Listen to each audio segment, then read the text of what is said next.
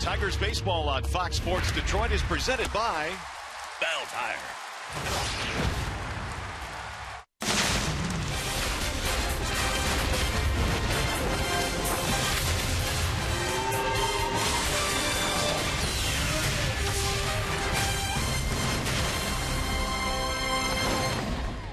Since early July, the Tigers have been without Miguel Cabrera. Well, tonight, the best hitter on the planet returns to the starting lineup, and the Tigers could not be more excited.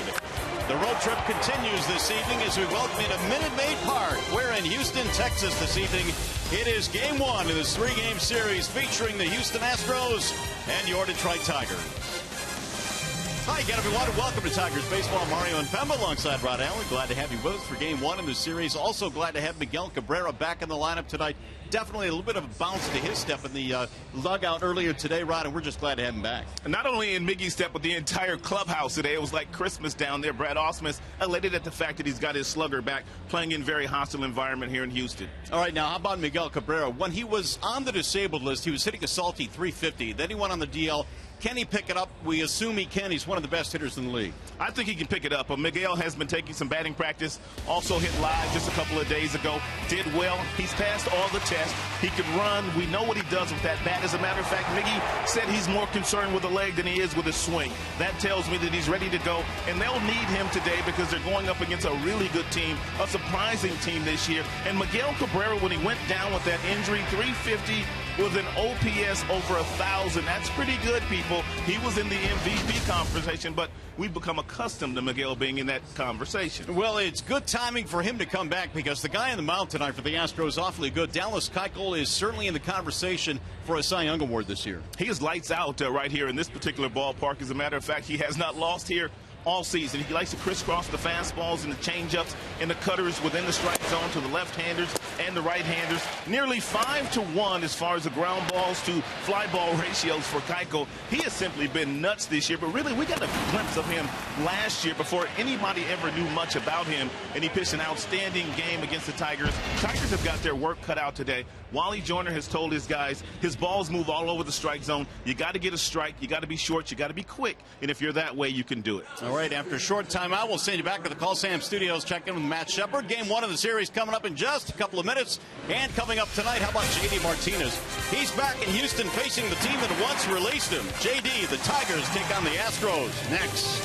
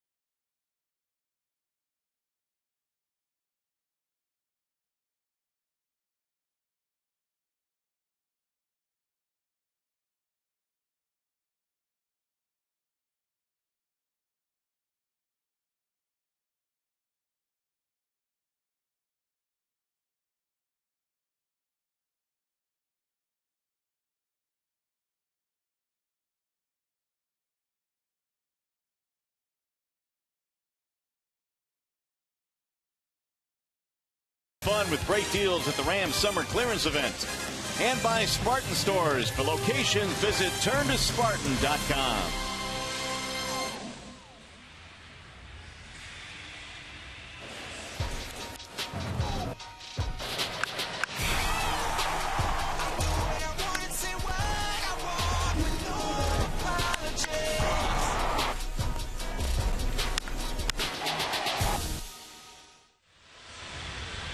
The return of Miguel Cabrera to the Tigers lineup tonight. Since July the 3rd, the Tigers have been out without their best hitter. And here at Minute Maid Park tonight, he will return to the lineup, which is something the Tigers have been waiting for. Their starting lineup tonight is presented by the Southeast Michigan Ford dealers. And for Brad Ausmus tonight, it'll be Rajai Davis leading off in left field. Ian Kinsler is batting second, playing second. Cabrera's at first base. Victor Martinez, the DH. J.D. Martinez, a former Astro, is in the lineup at right field. Castellanos at third. A bottom three of McCann, Iglesias, and Anthony Ghost tonight. They are facing the talented left-hander Dallas Keuchel. There's a lot of people still in the country that don't know a whole lot about Dallas Keuchel, but this guy has had an outstanding year. As a matter of fact, he was good last year, too. Made an all-star team this year, and he's in the Cy Young conversation with the 13 wins, 6 losses, a ton of strikeouts, and he doesn't walk very many. Let's take a look at the Houston Astros starting defense. Is brought to you by Tim Hortons. Right to left, Tucker, Gomez, Gaddis. Third to first, Lowry, Correa, Altuve, and Gonzalez. Well, we told you that Keuchel was good. Well, he won a Cy Young last year, made just 1 error, and has made 1 error since 2013. A.J. Hinch, the manager of the Astros, the second youngest manager in the major leagues behind Kevin Cash of the Rays. And A.J. right now has them playing some pretty good baseball. The Astros has 62-53, game and a half up in the American League West. A.J. Hinch is enjoying this managing gig a lot better than he did his first opportunity, which was with the Arizona Diamondbacks. The Astros trying to get to the postseason for the first time in a decade, and they're on their way right now. And Tigers have to play well here. This team is awfully tough to beat in this building. Rajai Davis will get the start here in left field and bat leadoff for the Tigers. It'll be Davis, Kinsler, and Cabrera. We are ready for baseball tonight. First of 3 this weekend against the Houston Astros. Rajai batting .250, 3 home runs this season. Keuchel goes to work, and we're underway. The first pitch is in for a strike, 0-1. Dallas Keuchel has a fastball that will top out at about 93. He also has a slider. He has a changeup. He'll also cut the fastball. Outstanding slider. The 0-1 is lifted back out of play, 0-2. As a matter of fact, he really doesn't even throw a 4-seam fastball. Everything that Dallas features has some type of movement to it. Keuchel is 27 years of age, out of Tulsa, Oklahoma. He's gone ahead of Rajai Davis, 0-2. And a swing and a miss. He struck him out, and that's how he starts this one tonight. Wally Joyner told his team tonight against Keuchel, yes, his numbers are very impressive. Yes, he gets a lot of strikeouts, but he gets lots of strikeouts on balls that are out of the strike zone. He has cautioned his team to make him throw the ball over the plate. If you don't make him throw it over the plate, it's going to be a very difficult, long night for you. Rajai, the first victim tonight for Keuchel. That'll bring up Ian Kinsler. Kinsler back in the 2 spot with Cabrera back in the lineup tonight.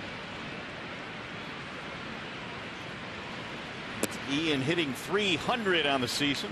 How about his second half, man? This guy's been on some kind of torrid pace. Yeah, and he really did good work filling in the 3 spot at the injury to Miguel Cabrera. In fact, .438 out of the 3 spot in the Tigers lineup this year. Ian Kinsler spent 8 years wearing the Texas Rangers uniform, which meant he spent a lot of time playing against his Houston Astros team, and had pretty good success against them as well. He's .520 good. That's really good. That's what he's batting here against lefties. There's a check swing. I don't believe he went. He did not. It's Bill Miller down at first base. Cabrera waiting on deck. Kinsler waiting on the 2-1. And he shoots one into the shortstop. Caught on a mini leap by Correa. Well, we'll talk a lot about Correa over the course of the next 3 days. He is awfully special, and he looks the part. So with 2 outs, here is Miguel Cabrera. His first at bat since July the 3rd when he left the game, and then very next day, because of that calf strain, was put on the DL. And boy, was he having a season. 350 with 15 home runs.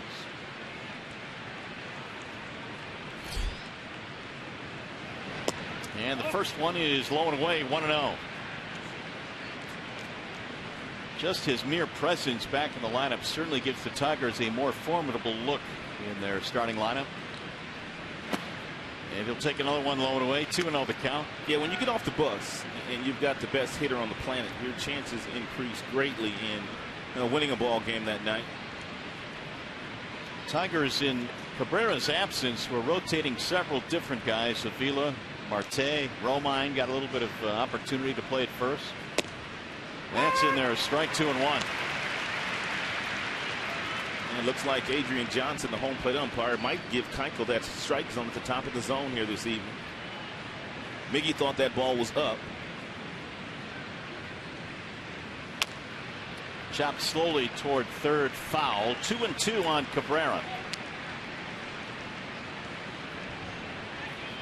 Miguel certainly worked as hard as he could to get back as soon as he could. And the Tigers decided yesterday, after running through a lot of drills the last couple of days, he was good to go. Yet they will still be very cautious with him the next week or so. Here's the 2-2. Another foul down the third base line. The only concern is the quick start and stop and the quick lateral movements that you really can't simulate unless you're in game situations. That's a great point by you, because so many of us that have played, and you know, because you've been you played some sports. Absolutely. In the off season, you do a lot of things to try to get yourself in shape, but until you get on that field and you start the stops and starts and all the different movements, do you really get into shape? It's not the same, is it? It's not the same at all. Keuchel again with the 2-2. And it's low, 3 balls, 2 strikes. And Keuchel has a lot of confidence in throwing any of his pitches in a 3-2 count. He will give you the cutter. He will fade the changeup away from you. He'll also try to elevate fastballs every now and then to get you to swing at that. Should Cabrera reach, Victor Martinez is on deck. And a swing and a miss, down he goes. Keuchel with a couple strikeouts here in the first. Tigers go 1-2-3.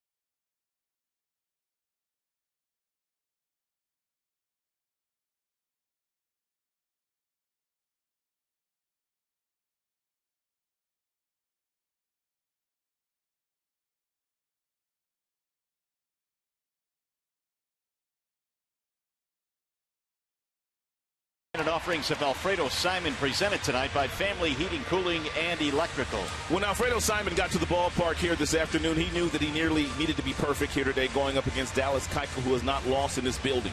Overall, Simon's won 10 games this year. He has lost 6. Needs to be on top of his game tonight.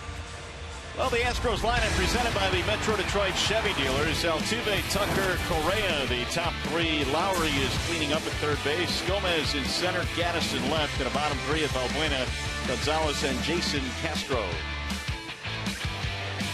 So here is Altuve to start things off. Batting .298 this year, 9 home runs this season. Won a batting championship last year, but he has some power despite his diminutive size.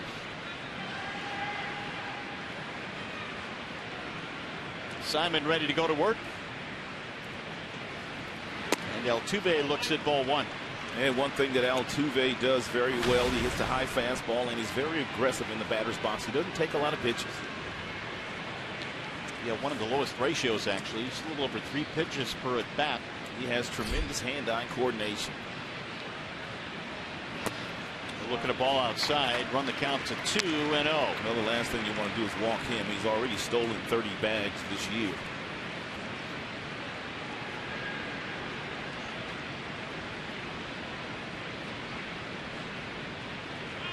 Altuve waits on a 2-0 pitch. And he takes a strike, 2-1. Altuve has walked only 25 times this year in 436 at bats.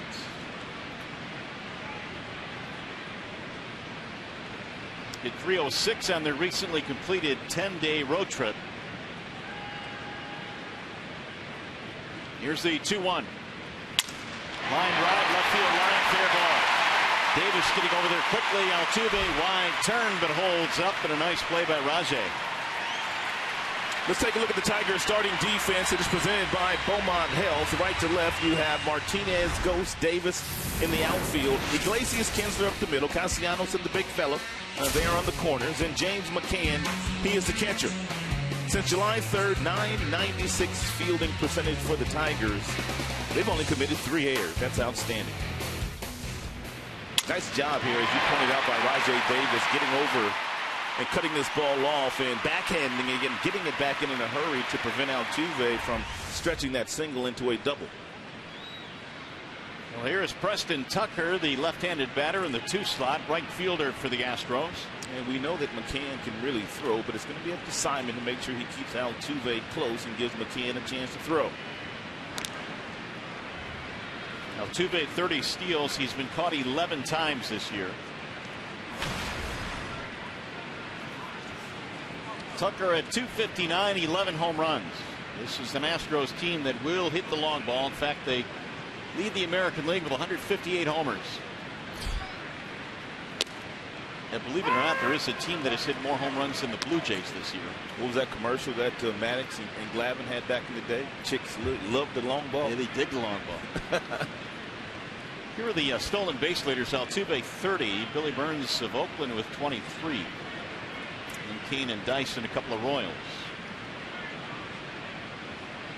Runner goes, and a bouncing ball right side. Cabrera has only one play, better hurry. And they got Preston by a step. It's a nice job here by Miguel. Tested already with that calf injury that kept him out of action for about 6 weeks. Simon, he's not 100% either. He's had a growing issue that has hampered him the last couple of weeks or so. And look at Simon, doesn't get off the mound in a hurry. So Miggy recognizes that instead of Miggy trying to flip it to Simon, who probably would have been beaten to the bag by Tucker, he elected to take it himself. Cabrera's limping around a little bit. He immediately reached back on his leg after making that play. I hope he's all right. And that's just something they're going to have to keep an eye on. And again, it's nothing you can really simulate. See, that's the first, as you pointed out before the game started, that was that first burst of action that he had to take. And you get a glimpse and you see just how healthy you really are. Somewhat of a pained look on his face. Well, here is Correa now with the man at second. One thing about Miguel, and I know you know this as well, that he's played with so many injuries the last couple of years. He knows how to temper it back a little bit just to stay in the lineup and play at 85, maybe 90%, and still be very effective. Yeah, no doubt. I mean, the last couple of years down the stretch and even into the postseason really has never been 100%. He basically played on a broken ankle all last year. So Correa, with 14 home runs already, will stand in. And he has not been in the movies very long, Correa. He will take a ball low from Simon. Correa started the year in the minor leagues. They brought him up midway through, and boy, has he made an impact.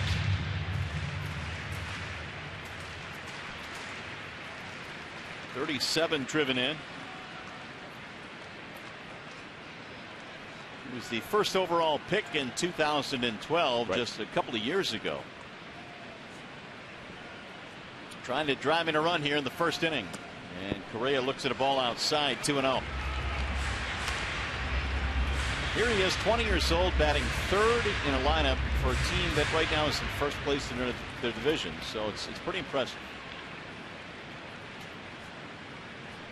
Check the count. 3 balls, no strikes on Correa. 3-0.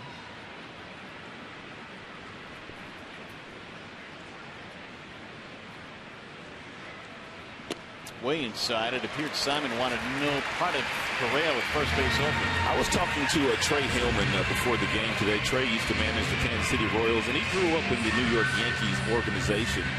And he actually managed Derek Jeter when Derek Jeter was very young in the Yankees organization. And he said that the similarities between Carrera and Jeter are just kind of scary. I mean, the impact that Jeter had at a very young age is similar to what this young man has already done in just 2 months in the big leagues. And apparently off the field they are very similar as well. Both really good citizens. He was a valedictorian in high school, so he's a very bright guy, Correa. Early trouble now for Simon. Jed Lowry will stand in. They have first and second and 1 out. Lowry at .274, a little bit of pop, 5 homers. He'll give you a good quality at bat, Lowry. He has lost his position to Correa, the shortstop position, but since coming off the disabled list, he's playing third. Way outside, 1-0. High on base percentage guy. Lowry signed as a free agent in December. Oakland the last 2 years. Altuve at second and Correa at first. It's no coincidence that Lowry spent time with Boston, guys that really work a count. Oakland, those guys will work a count too. And now he's performing here for this Houston team. He's one of the few guys that will work a count. Simon bluffing off the bag. Well, it's a team we mentioned, the Astros. They will hit a lot of home runs. They will strike out quite a bit as well. Yeah, they've struck out over 1,000 times already as a team.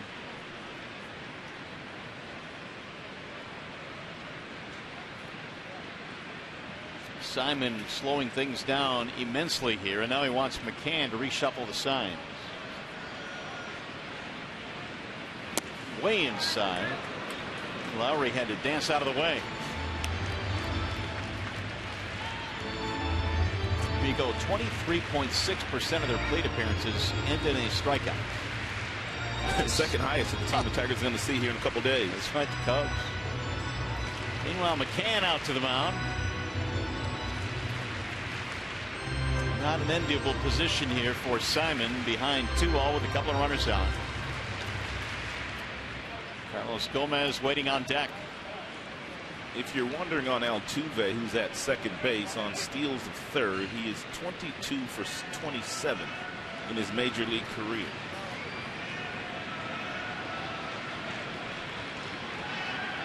Here's the 2-0.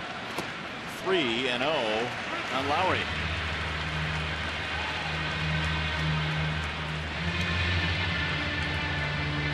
Six runs in 6 2/3 in his last start for Simon. That was against Boston. 4.74 ERA for Alfredo coming into action here tonight. And we always point back to the first 4 starts he made as a Tiger this year. They were lights out.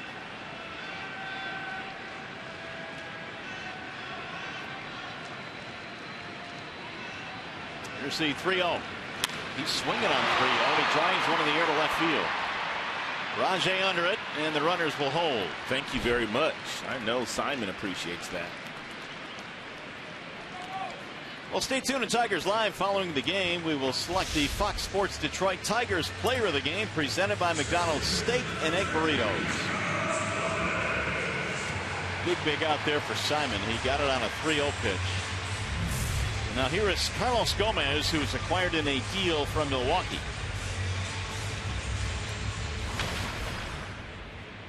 Gomez is an exciting player, can run, hits with power, 9 homers this year.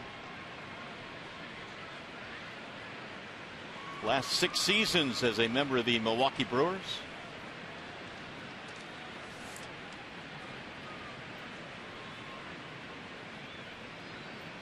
Altuve got his start with a single. Correa has walked.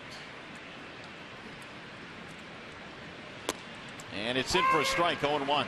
I was down in the field today talking with their hitting coach, Dave Hudgens, and Gomez happened to be taking batting practice. And Dave told me that basically since the trade, Gomez has been trying to do too much.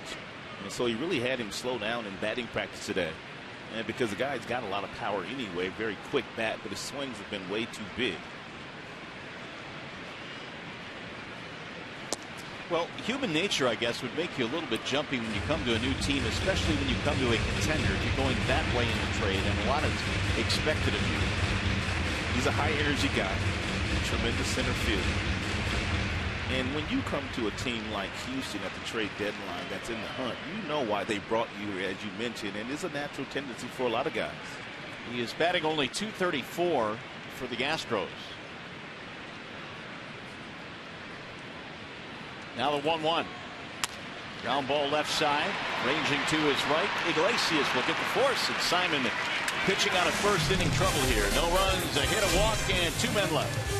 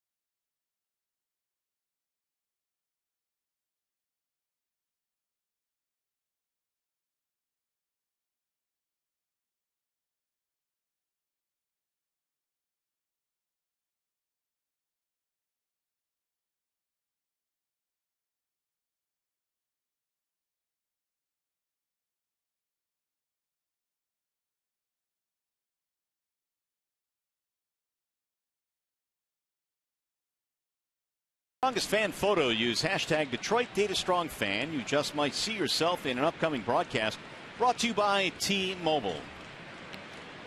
Back here at Minute Maid Park as we go to the second. It'll be Victor Martinez starting things off. Our first and only visit to Houston this year.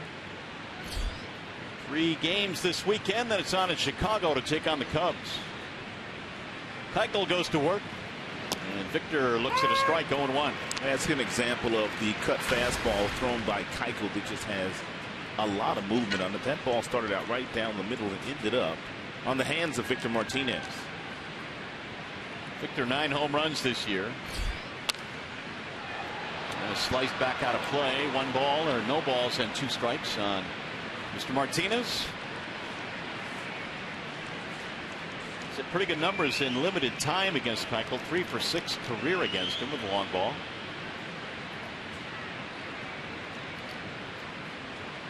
Here's the 0-2. Stayed away, 1 ball, 2 strikes.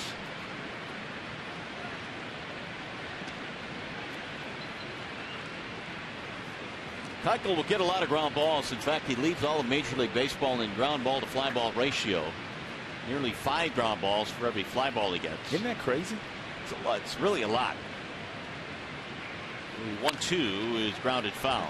That is absolutely crazy. 5-1. To be technical, it's 4.73, but you get the idea.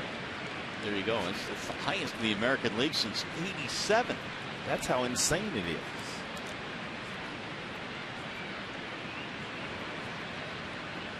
And the 1-2. Lifted in the air down the right field line. Going to the corner is Tucker. Still coming to the corner. And reaches up against the wall to make the catch. One out.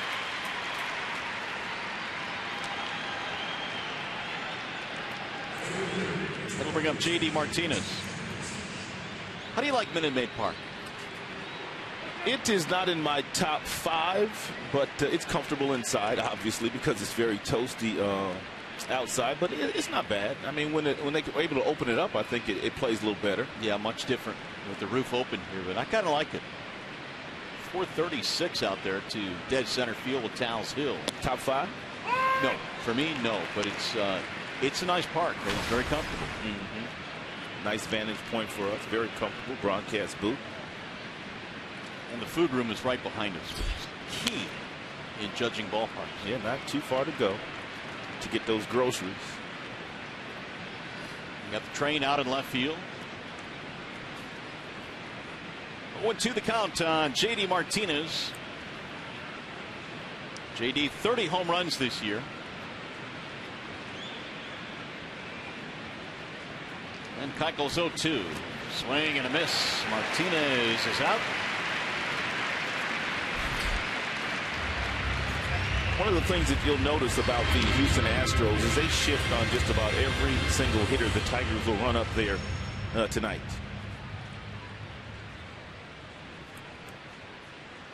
Yeah, this is a team in Houston that certainly believes in utilizing the shift literally on everyone. Yeah, there will be somebody playing out of position. Gonzalez right now, their first baseman, is playing about 25 feet off the first base line. Castellanos looks at a strike. On the left side of the infield, they're playing Castellanos straight up, Correa and Lowry.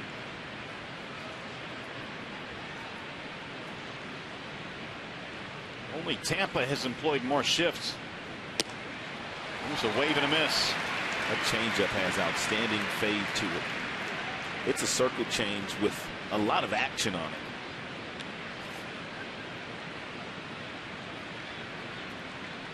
Keuchel is tough to beat at home. He's 10-0 this year at home, an ERA of just a little bit over 1.26. 1 ball, 2 strikes. Look at the home road splits, and they're really quite striking. He has not given up a home run here either. In this part, has not given up a homer this year. Well, let's change that tonight. I was thinking the exact same thing. Tigers have a few guys in their lineup that can do it. Nick is one of them. We'll shoot this one in the air toward left center field. It'll drop, base hit. That was served nicely into the outfield by Nicholas. Had himself an 81-mile-per-hour off-speed pitch. Kind of just stayed with it very nicely and kept the bat in the strike zone a long time. But that bat just stays in the strike zone and just kind of lofts it in the shallow center field for a knock. Here is James McCann. 281 batting average. McCann was 1 for 8 in the series against the Royals. Tigers dropped 2 out of 3, but they did win in comeback fashion in the final game of the series, which really gave them a little bit of a boost coming in here to Houston. 0-1 on McCann.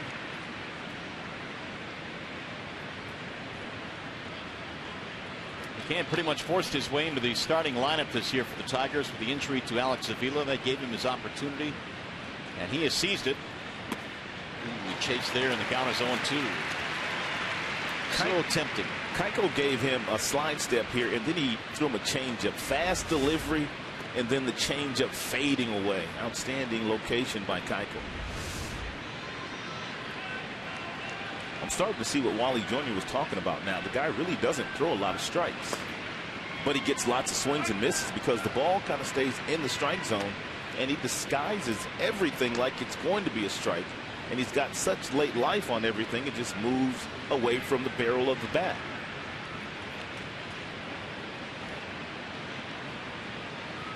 Castellanos hit first with 2 outs. Scoreless game. We're in the second. Here's the 1-2. Swing and a miss. Get it to Groom again. 4 strikeouts for Keuchel. No runs to hit. 1 man left.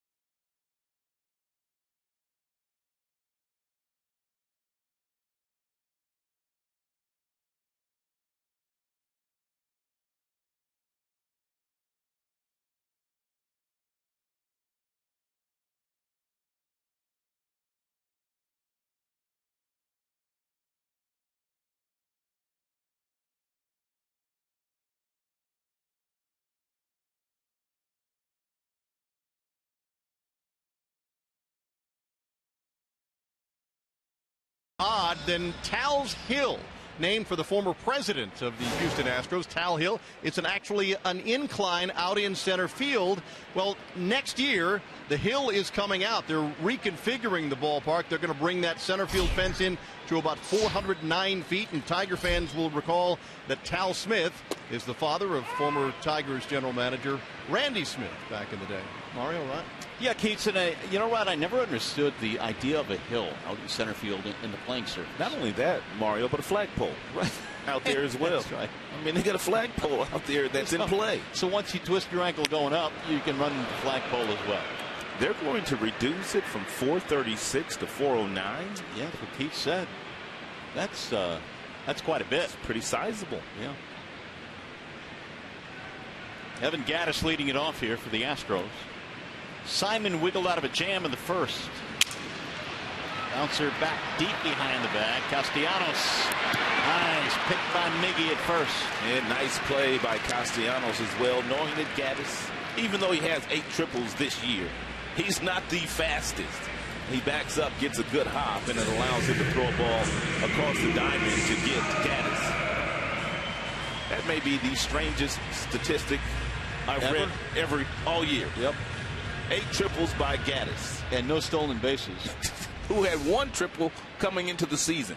Pretty amazing. I mean, there had to be some circumstances around all these triples. Some luck involved. Here is Luis Valbuena. Could be Tal's Hill. That could be. Stumbling up that hill, falling down.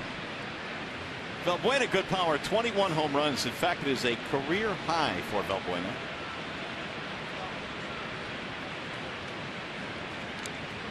They have the shift on against him. They'll go the other way, but foul back out of play. 0-2.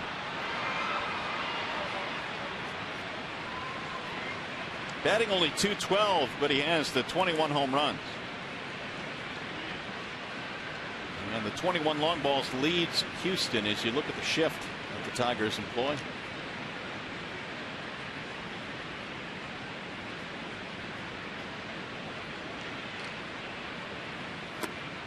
He'll dive in and low. 1 ball, 2 strikes.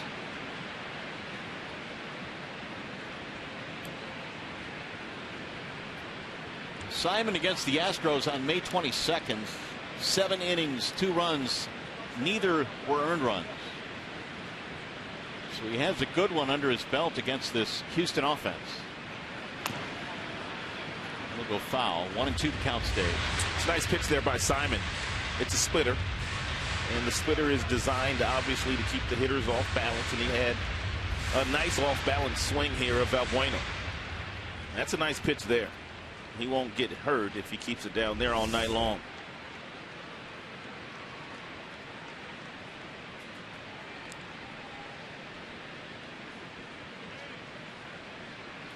Alfredo gave up a single and a walk, but no damage in that first inning. He got Lowry to fly out on a 3-0 pitch, which helped. And then he got Gomez to ground out to end the inning.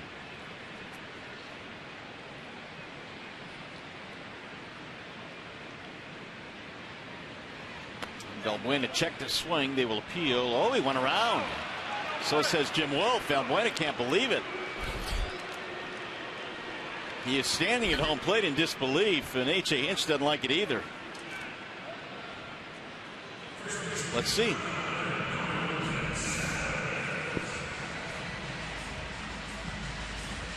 I saw a check there. I did too. He didn't go. He sure did.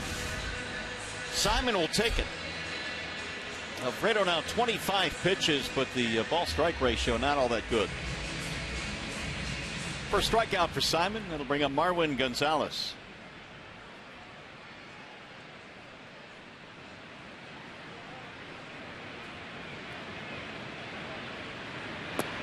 Ball one. It's been a long time since we've seen a left-handed hitter or a right-handed hitter have their hands as low as Gonzalez holds his hands before he decides to start his trigger.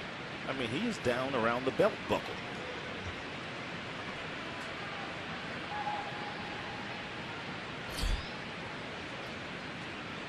Below the belt buckle. Yeah, below the belt buckle. You look at a strike in the outside part. Well, what kind of challenge does that present to get yourself into hitting position? Well, you got to get started soon enough to get that bat up if you're going to hit a 93, 94 mile per hour fastball. But what it does, though, it invites hitters to throw the ball right at your hands, right on your hands when you have your hands that low. Because it's very difficult if you keep your hands that low and you don't get them up in time to really get them up high enough to where you can get down through the baseball and hit a mid-90s fastball.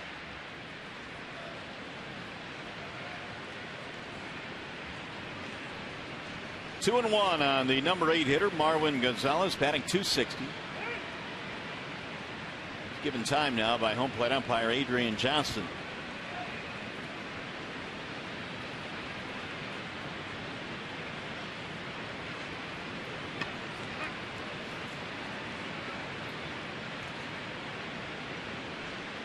Now the 2-1. 3-1 on Gonzalez. He is their version of Andrew Romine. He's played first, third, short, and second so far this year. In fact, had not started at first base prior to this season. That's where they're playing him tonight.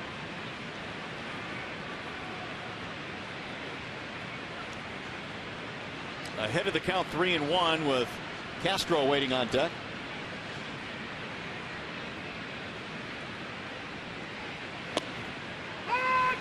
Full count now, 3-2.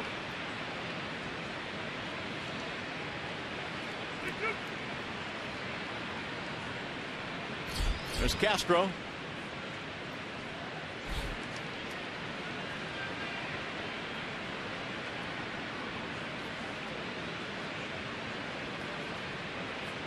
Here's the full count pitch. Little chopper back to the mound. This will be an easy play for Simon. And 1-2-3 go the Astros here in the second. Tigers baseball tonight from Houston, presented by Bell Tire.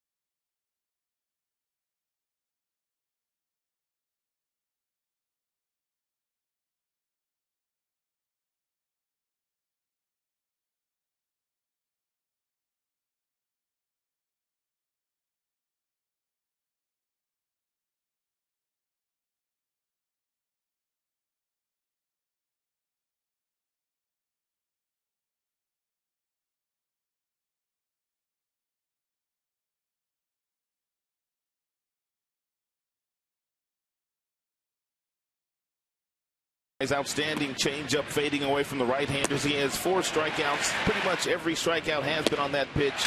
One on a breaking ball at the bottom of the strike zone against JD, but everything south of the knees, and that's one of the reasons why he gets so many ground balls. He can really command that baseball.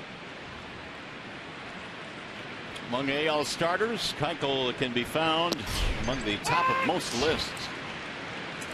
Jose Iglesias leads it off. It'll be Iglesias, Ghost, and then Rajai Davis. Tigers have 1 hit so far tonight. A single by Castellanos in the second. There's a flare into right field. Going to be caught, though, on the run by Tucker. That's the kind of approach that you have to have against Keuchel. You have to be short, you have to be quick, and you have to be willing to wait until the ball gets in the hitting zone. And you can't get greedy. Try to hit it the other way. That's a terrific at-bat by Iglesias. Here's Anthony Gose. Gose has been bunting quite a bit lately. At least the last 3 games. He's attempted to bunt a couple of times. Might not be a bad idea here this evening against Keuchel, even though he's a good defender. Good call, but he took it for strike 1. The Astros on the corners of their infield, they were anticipating bunt. Gonzalez at first. He's on the grass. Lowry, he's on the grass.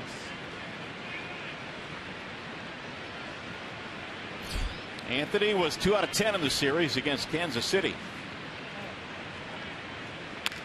Bouncing ball to first. That'll be routine there for Gonzalez. 2 up, 2 down. A ground ball out for Dallas Keuchel. Now back up to the top of the lineup, Rajai Davis.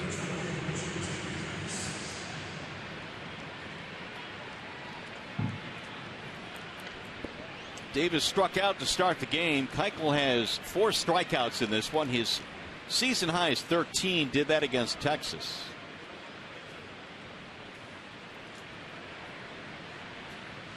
Rajai hammers one down the right field line. That ball is slicing to the corner and foul.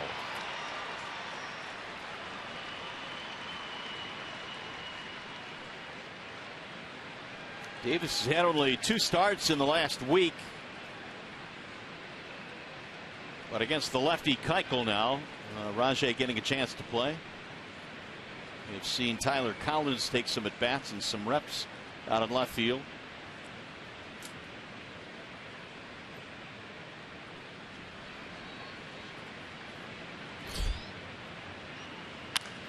High fly ball into shallow center field.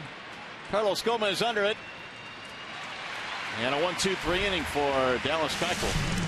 On our way to the bottom of the 3rd in Houston.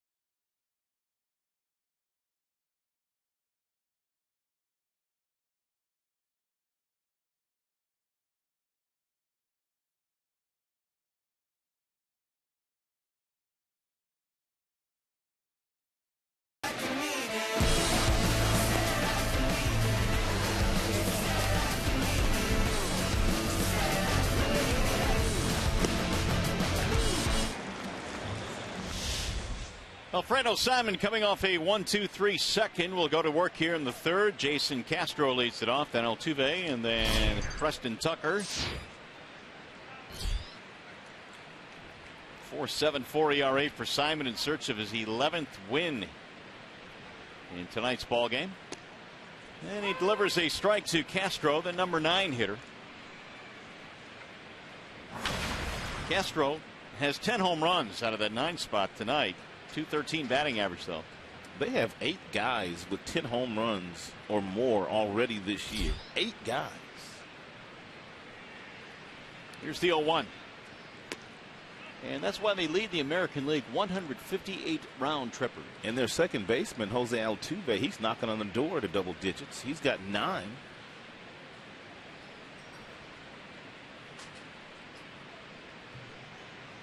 Here's the 1-1. Pulled into the shift right into right field.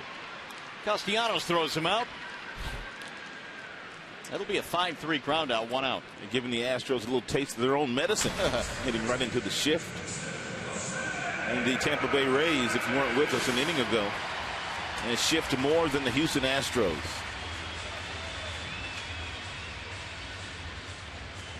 There's Altuve, singled in the first inning, got as far as second base. That was it. 300 batting average on the year for Altuve. Dynamic player. And a real good hitter. Over 200 hits last year. Made the All-Star team, second consecutive year. Steals bases. Gets a lot of hits. Showing bunt, ball 1. He plays the game like he's about 6'5" rather than being about 5'6". Altuve now is the only player that has stolen 30 or more in the last 4 consecutive years. He's got an even 30 this year. Simon's 1-0. That's in for a strike, 1-1.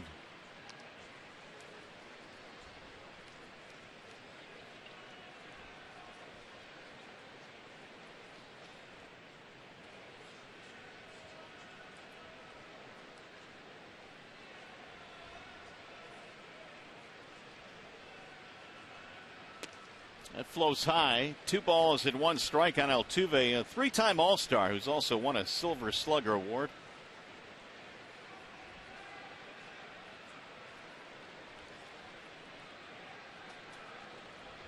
Batting championship, 341 last season. Fouled off at home plate. 2 balls, 2 strikes on Altuve.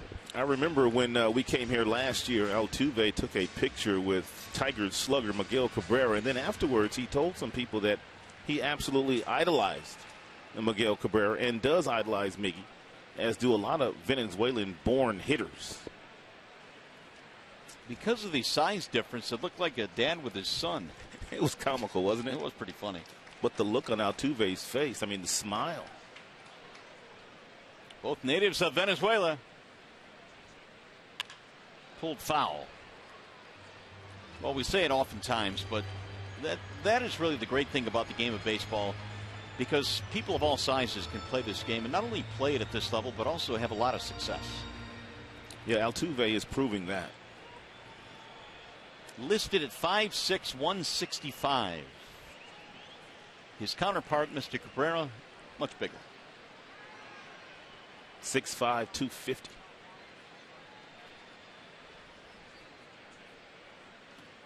Good block by McCann, and the count now on Altuve's 3-2. 1 out here in the third. Astros have had the better scoring chance early in this game with 2 on in the first. They couldn't break it in, though. And the Tigers have managed only 1 hit against Dallas Keuchel.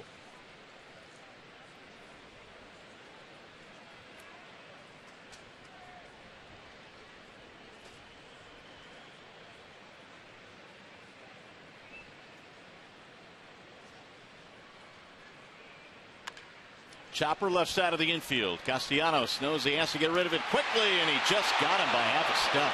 Well, they might look at that one. Man, can he run? Castellanos played that as quickly as he humanly could. The one thing about Altuve, when he took that swing at the ball that was away from him, he already had one step basically out of the batter's box running down the line, and Castellanos had to get rid of it in a hurry, and a huge stretch by Miggy, and it's going to be close. It's going to be close, all right. Close enough to challenge it.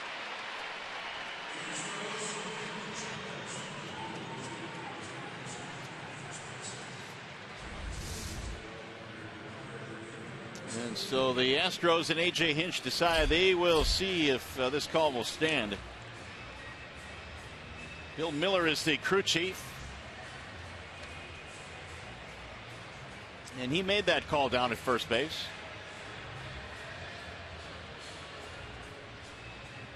Right now it is a 5-3 ground out. We'll see if they reverse it.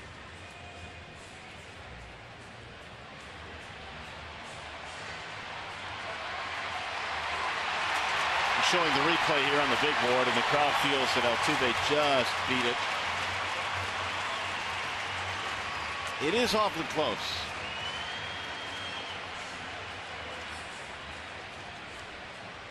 We always talk about when you're running down the line, you want to hit the first part of the bag that you can, and you could see that the left foot there of Altuve hit the front of the bag, and that's the reason why he's been called safe.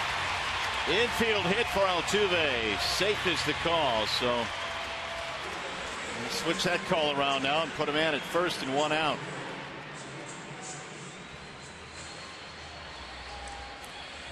Altuve now 2 for 2 in this game. There's Preston Tucker. Well, if you're Brad, you know that Altuve is going to attempt to steal second base on one of the first 2 pitches. So a pitch out might not be all that bad to call, because McCann throws very well, but Simon's a little slower getting the ball to him. Only Billy Burns of the Oakland Athletics has more infield singles this year than Altuve, 27. Iglesias also on that list. Tucker is 0 for 1 in this game. He'll take ball 1. In the series that was played earlier this year back at Comerica Park, Tucker was awfully good. He was 4 for 9. He hit a couple of home runs in that series. It was a 4-game set. Tigers won 2. Houston won 2.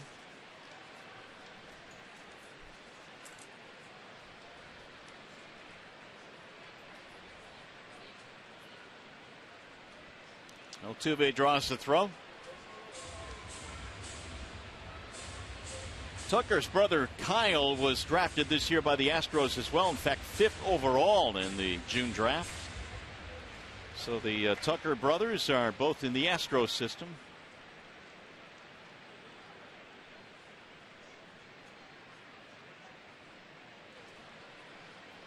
Big lead by Altuve as he sizes up Simon. Ooh, very close. I've never seen that move right there by Simon. As a matter of fact, Simon's motioning toward the Tigers dugout. You might want to take a look at that one.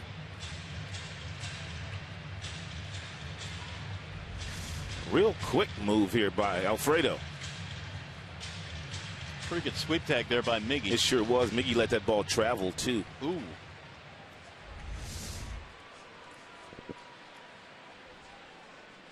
Tigers apparently not going to challenge it. And Brad's going to be with a lot of his former teammates tomorrow. They're going to honor, what, that 2005 championship Astros team? They are indeed. Last time the Astros were in the postseason. There's another throwback, and Altuve got back in there with a little bit more room to spare this time. They got beat by the White Sox that year, right? They did in the World Series. I think they beat them 4 straight in the World Series.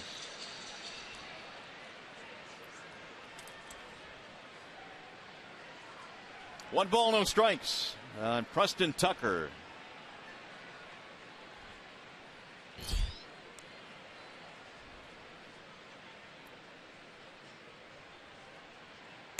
Outside 2-0. Yeah, that fastball right there was by design at 92 miles an hour. It was almost like a pitch out. And should Altuve had been on the move, that would have given James McCann a really nice ball to throw. And McCann this year has been so good at throwing out base runners.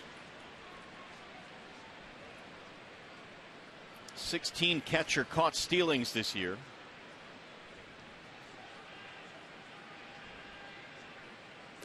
Way inside. Good pickup there by McCann. He had to go down on the backhand.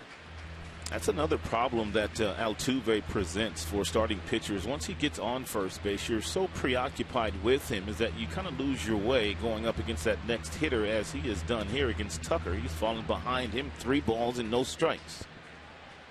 We've already seen one Astros swing 3-0 today as well.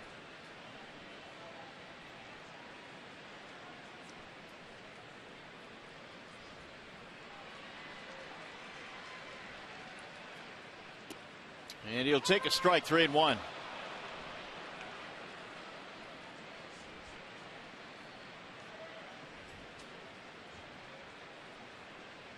Yeah, you were talking about this earlier, about Jose Altuve. 30-plus steals in each of the last 4 seasons. Won a batting title. This year hitting home runs, 9 long balls this year for Altuve. Fouled away. Now the count fills 3-2. Simon got the lead man Castro. Looked like he got Altuve, but they challenged, and the initial safe call or out call was turned to safe. And so we have 1 on, 1 out.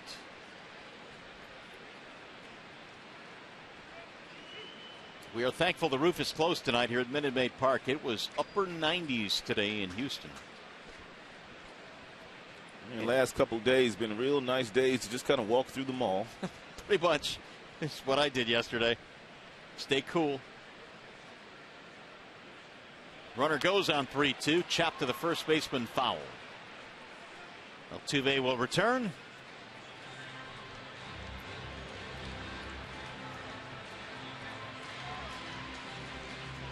Well, the Astros lost 111 games just 2 years ago. They were 45 games out of first place. They improved last year to 70 victories, and this year they've taken seemingly the next step. And Jeff Luhnow is the architect of this 2015 Houston Astros team. He came from the St. Louis Cardinals, and we all know the success that the Cardinals have had. There's Mr. Luhnow. And he wasn't sitting on his hands at the trade deadline either. He sure wasn't. They've been very active. Built a really nice bullpen here that really a lot of people don't talk about. They got Fires, they got Gomez, they got Kazmir. Again, the runner goes on 3-2, and it's popped up. Altuve going to have to put the brakes on, return to first. 2 gone. Time for a game break now. Here's Johnny Kane.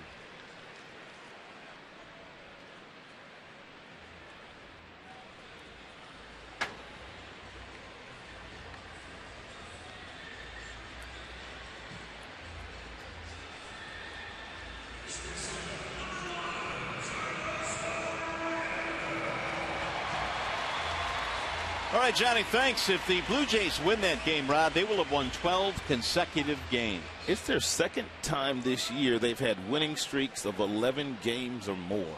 Man, are they on fire right now. And they're just a couple of wins away from Kansas City for the highest win total in the American League. David Price last week went to New York and shut out the Yankees, and now he's doing the same thing to the Yankees this weekend in Toronto.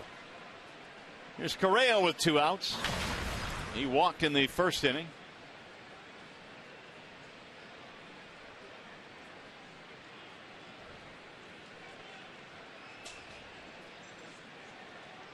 They're the 2 native Venezuelans. Good friends, Altuve and Cabrera.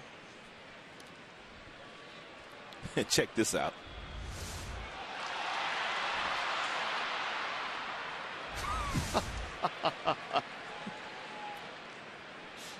Ball briefly got away there, and Altuve thought about going to second, but put on the brakes. You wonder if he tucked Miggy's shirt back in for him. Probably not.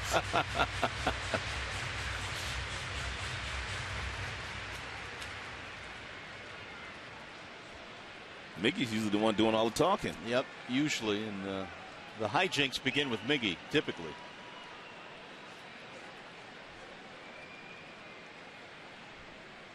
Oh, and 1 on Correa. We're in the bottom of the 3rd in Houston, no score. Runner goes. Ball high. McCann's throw. Not in time. Stolen base. Number 31 for Jose Altuve. It's an outstanding throw by James McCann. Really good footwork, real nice exchange, firm throw down to second base. But Altuve had a huge jump, and it was a split-fingered fastball that was up in the strike zone. So the ball did not get in the glove of McCann like a fastball would have. Had that been a fastball, he might have gotten Altuve. He got in there just ahead of the tag. Quick tag by Kinsler as well. So the Astros now with a man in scoring position with 2 outs.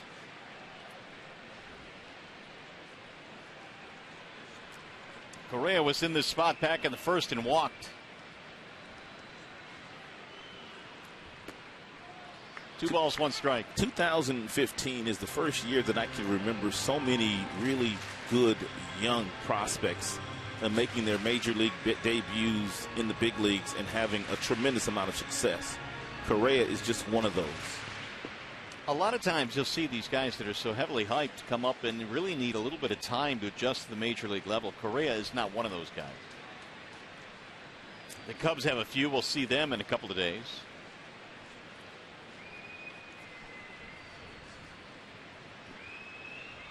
The Astros have another highly touted prospect in George Springer, who is out right now. They hope to get him back in the month of September. Yeah, he was able to resume some activities starting here today, and they're hoping to get him back in September, as you said.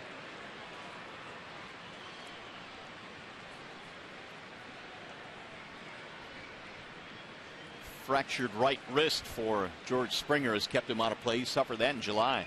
Yeah, he was hit by Edinson Volquez of the Royals.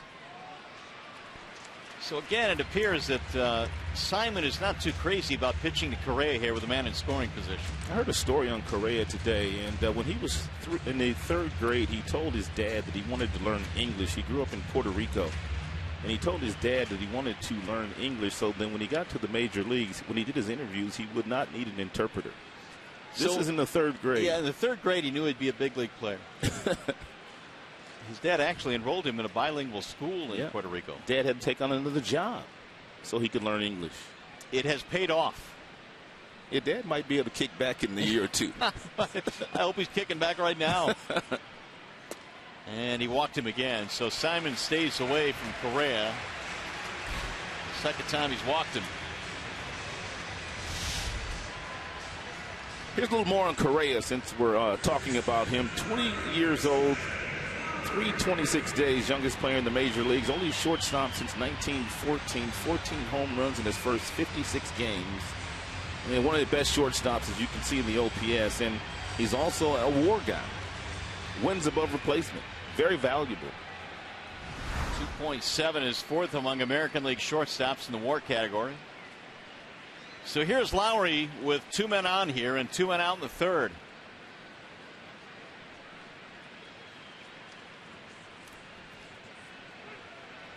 Lowry took a 3-0 pitch and flied out to left field in the 1st inning, really helping Simon out.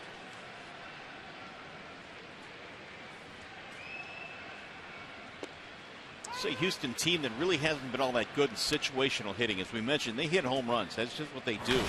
Their average is 242 on the year, and only Seattle is right there with them at 242. So that's dead last in the American League. Lowry has 5 homers.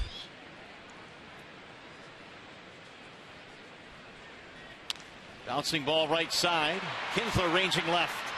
And that'll get him out of the jam. Ground ball out. Lowry retired. A couple of runners left on base. Altuve and Cabrera having some fun tonight. In a scoreless ball game here in Houston.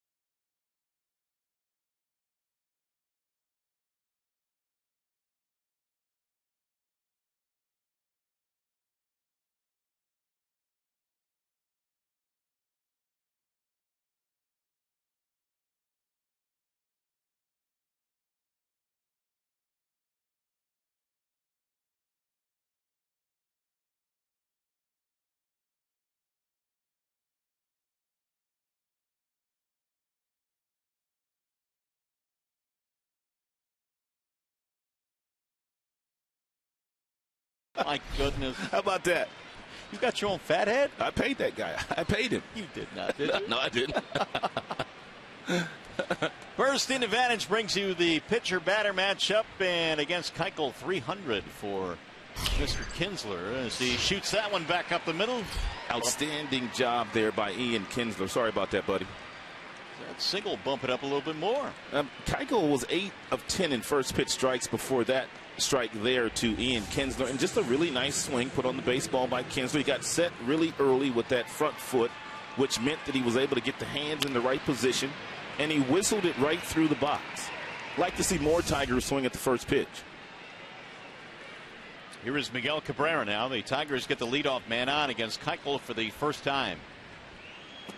Miguel in his first at bat back off the disabled list, struck out swinging to end the first. Miguel Cabrera did not go down to the minor leagues and take one at bat. He went on the disabled list on July 3rd.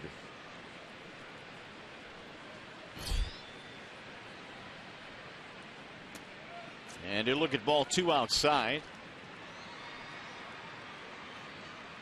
Cabrera earlier this year was healthy when the Tigers played Houston. That was back in May, and he was 7 for 15 in that series with a home run. In fact, Miggy reaching a milestone against the Astros, his 1400th big league RBI earlier this year. And Keuchel missing again. The count goes to 3-0. And Dallas Keuchel is nearly impossible to run on. Does not give up many stolen bases with the slide step. We already told you too, he won a Gold Glove last year. He fields his position very well, does a lot of things right. But the Tigers really have not been running all that much as a team lately.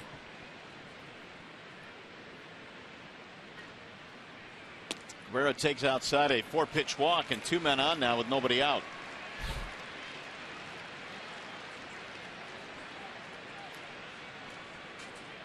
So that'll bring on Victor Martinez. Tigers have their best chance of the evening here. Martinez flied out his first time.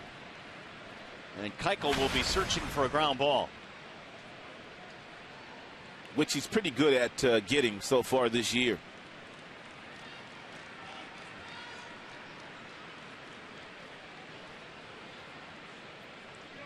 Kinsler off with a single, and now Cabrera with a walk, and now Victor Martinez. And he floats one in, ball low. 1-0 the count on Victor. Keuchel has gone 34 consecutive outings of 6 or more innings. That is a club record. Longest active streak as well. The 1-0 pitch. Swing and a miss. Remember, Verlander had that streak like that that ended, I believe, last year of 6 innings or more. I think he did it like 63 times or something. Some crazy number. Yeah, that ended actually in 2012. 12? Yeah, 63 in a row. Well, part of it was right. The major part was right. He got the guts of it correct.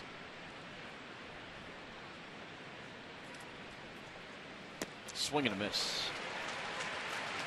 1-2 on Victor Martinez. It's usually the slider that gets lots of swings and misses thrown by Keuchel, but today it's been that changeup. The Tigers just have had a really difficult time of seeing out of his hand, and we've seen a lot of guys swing at that changeup out of the strike zone.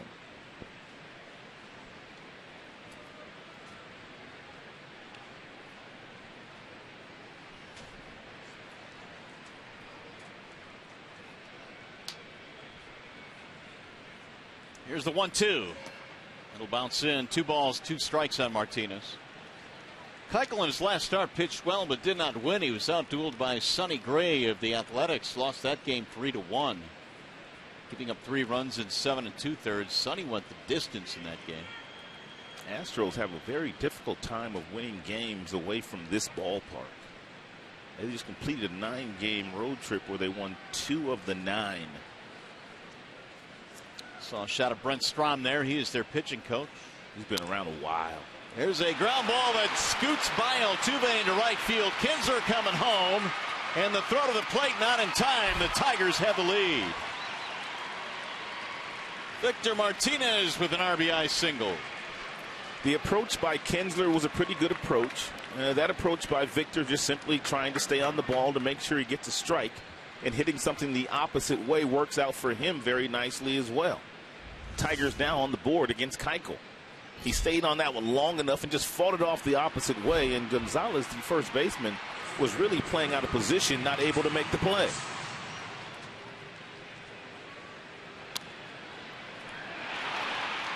RBI number 49 for Victor Martinez. And the Tigers still have nobody out and a run in. Now J.D. Martinez, who struck out in the second.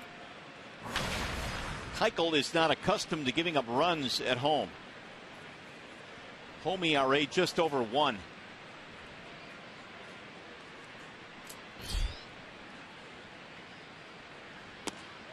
Strike called, 1-1.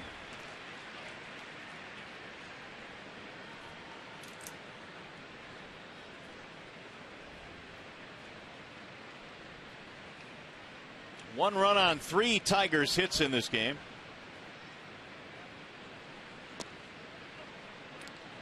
2-1 the count.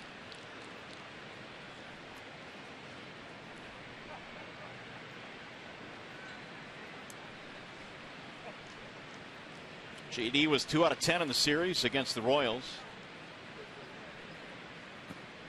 And it's low, 3-1. In fact, most of the Tigers struggled for the most part, with the exception of Game 3 in that series. The Tigers hit just .204 in that Kansas City set. And Tigers ran into 3 pretty good starters for Kansas City. And Johnny Cueto kind of set the tone. And then he was followed up by Ventura, and then it was Volquez. But they were able to get to Volquez. 3-1 to Martinez. And a strike call. Jade discarded the bat, and now he's going to have to come back. We talked about Adrian Johnson the very first inning, and the fact that he was going to call the high strike here today, and here's another indication of that. That's about as far as you can go. 3-2.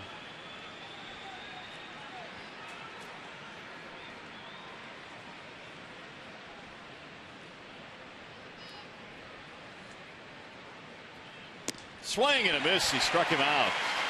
And the previous pitch was up in the strike zone, and that's exactly what J.D. Martinez is now saying to Adrian Johnson. 1 up, so I basically was forced into swing into the next one up because you called the previous pitch a strike.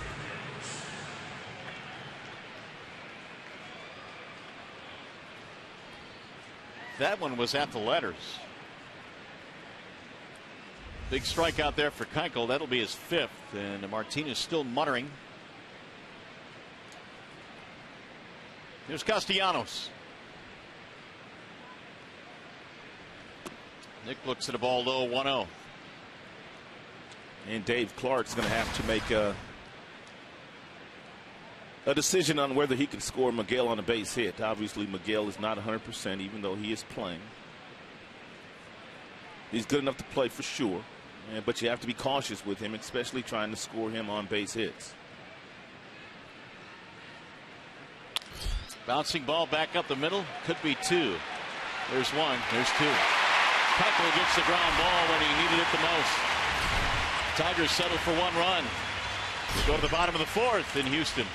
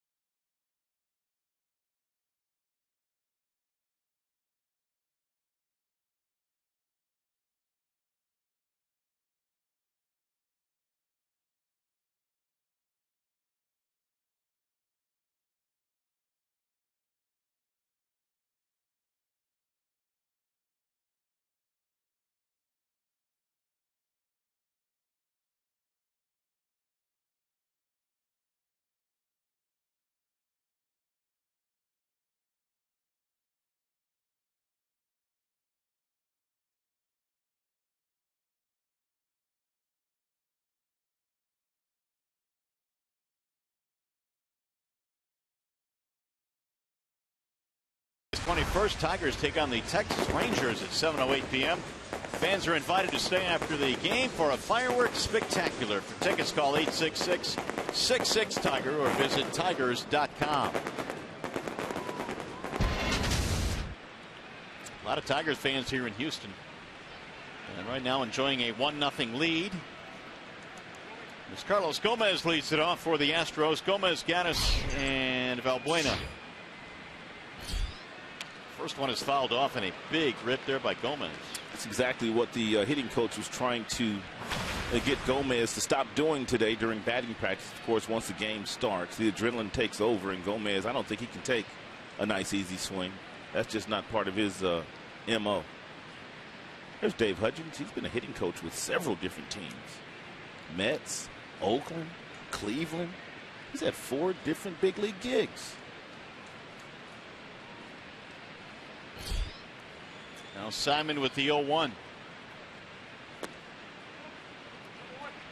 Hudgens way back was also in the same organization with Brent Strom, the current pitching coach, the Houston Astros. He was a minor league coordinator then, or instructor back then, and Brent Strom was a pitching coach in the minor leagues. And now they're united here at the big club in Houston. Rolled foul down the third baseline.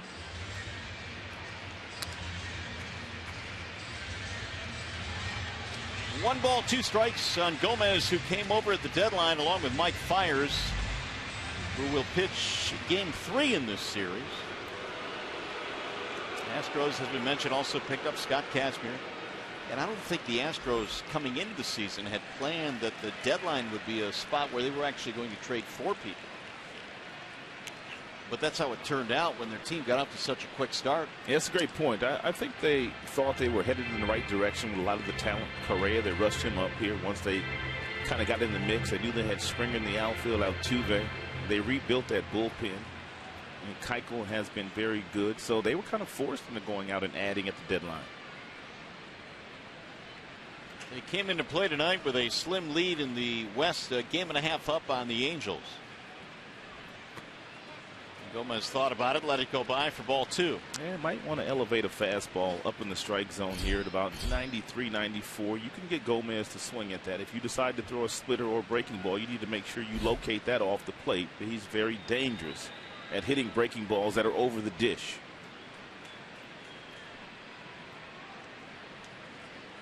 Looks like they're going to go splitter.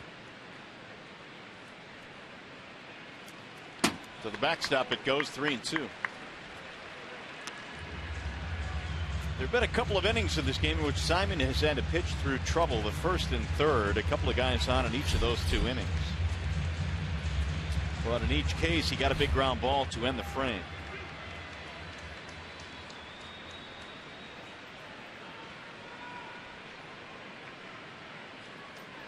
Gaddis will be next.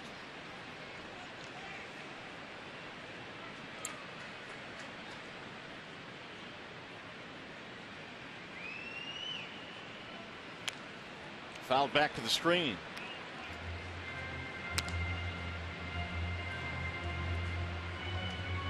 Gomez right now one of 12 players that has hit at least 100 home runs and has at least 200 stolen bases in his career. So when we talk about being a somewhat dynamic player, that's what we mean: power and speed, and really good defender in the outfield.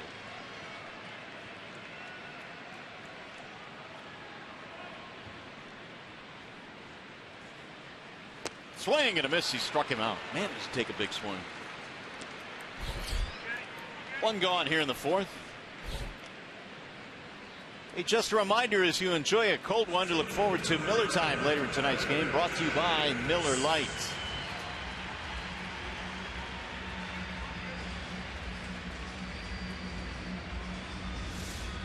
Good 2-seam fastball here thrown by Simon. A lot of late life on that, darting down and in, which caused Gomez to swing right over the top of it.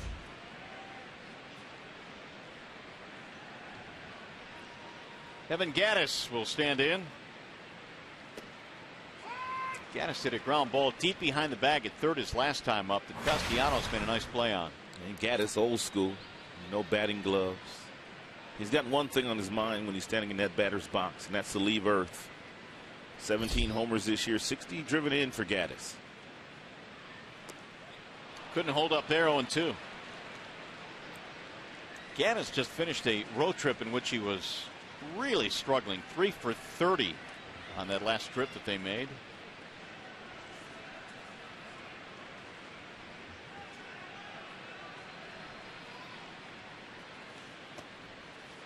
Meanwhile, Simon stayed away again. This time he wouldn't bite. 1-2.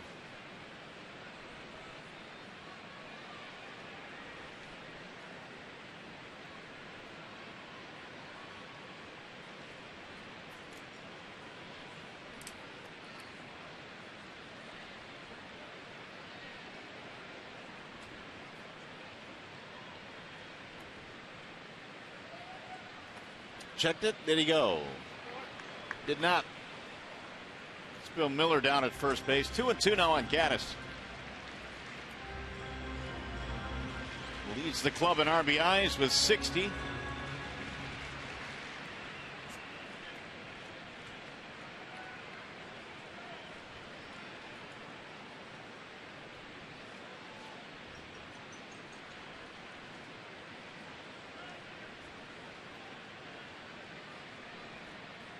Here's the 2-2. Now he's gone full at 3-2. So Gaddis did not look good in his first 2 swings in this at bat, but now the count has gone full. Yeah, just about every single pitch that Simon has thrown to Gaddis has been on the outside portion of home plate or in the left-hander's batter's box. Valbuena waiting on deck. Tigers lead 1-0. RBI single by Victor Martinez, the difference.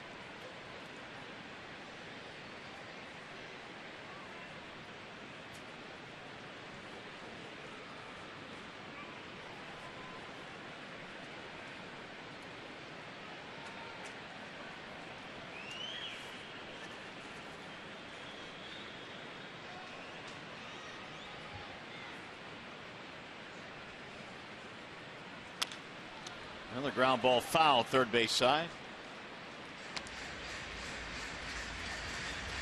Simon had wins against Boston and Baltimore in his 2 starts previous to the one that he last threw against the Red Sox, in which he gave up 6 runs in 6 2/3. And it really has been an uneven season for him.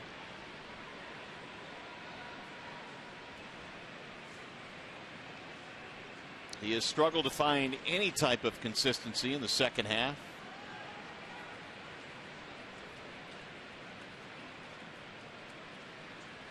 And he ends up walking him. So Gaddis gets a 1-out base on balls. The 3rd walk of the game now for Alfredo. Here's our high-speed pitch, and it is brought to you by Xfinity. And 94 has been the top fastball tonight thrown by Simon. That's been a 2-seam fastball, too. His velocity's been good. 75 has been his low. That with the splitter.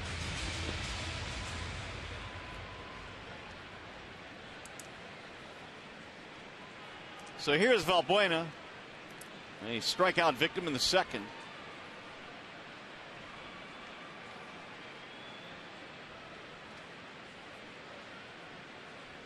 Swing and a miss, 0-1.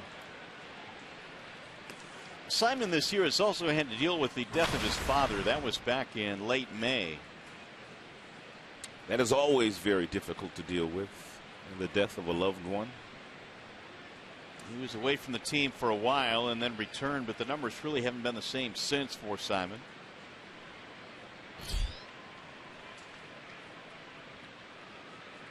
Here's the 0-1.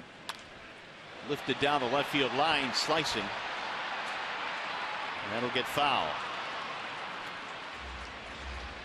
No balls, 2 strikes on Luis Valbuena.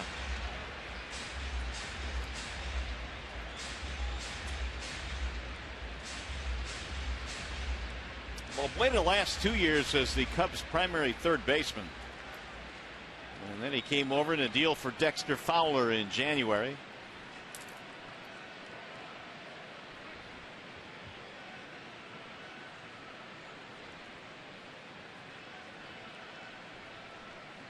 Here's the 0-2. I think the Chicago Cubs, they kind of knew that Chris Bryant, their prized third base prospect, was really close to playing in the big leagues. That's why they traded Valbuena and then got themselves a really good center fielder, a guy that could run the ball down and help their defense in Dexter Fowler. Castellanos moving to the right side of the infield now. Yeah, and the Cubs, man, they're playing some pretty good baseball. Joe Madden has them going. There's going to be 3 teams possibly to get to the playoffs out of the National League Central.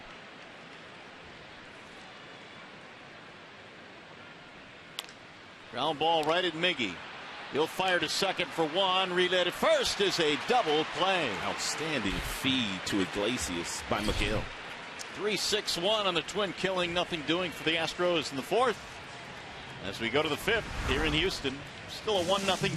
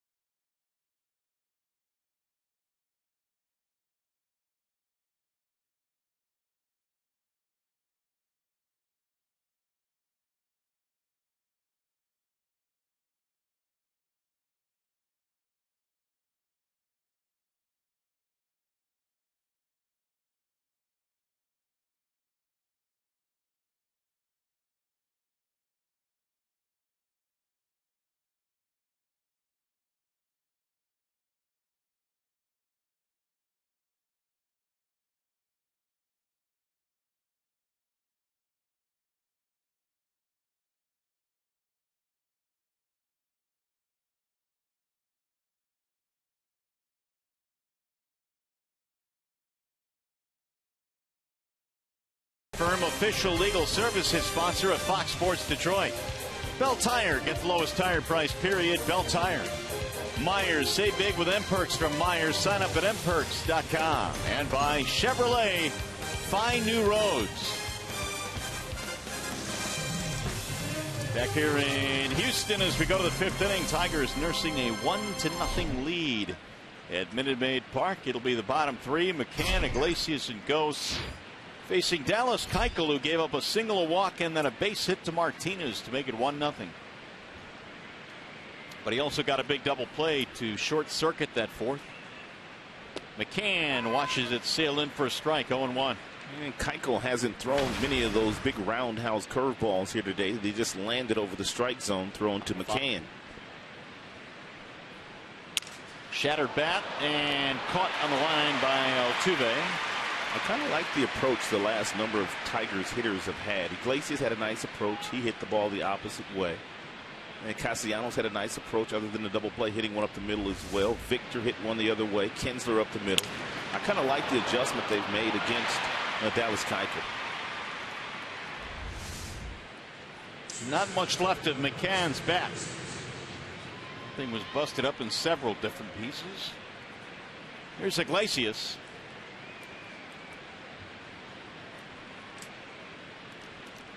Jose lined out to the right fielder, Preston Tucker, in his last at bat. And he'll look at a strike, 0-1. Jose came in with really good numbers versus left-handed pitching, .353.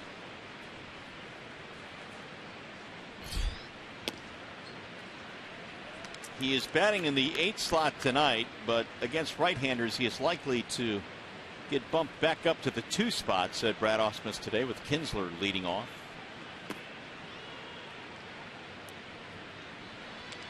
2 balls, 1 strike.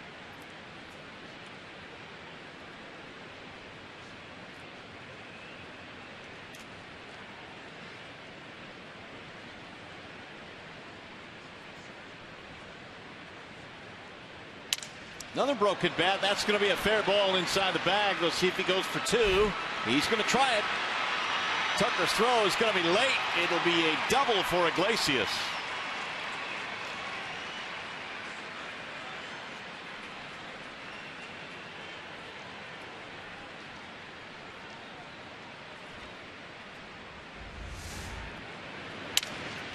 And that ball bat shattered as well. But Iglesias got himself a hustling double running right in the face of Tucker, their right fielder. Keuchel breaking some bats tonight. Yes, he is. But a two-base hit for Iglesias. He's in scoring position now for Anthony Gose. There you have it. Not much left. Gose showing bunt, strike one. Anthony grounded out to the first baseman his first time up.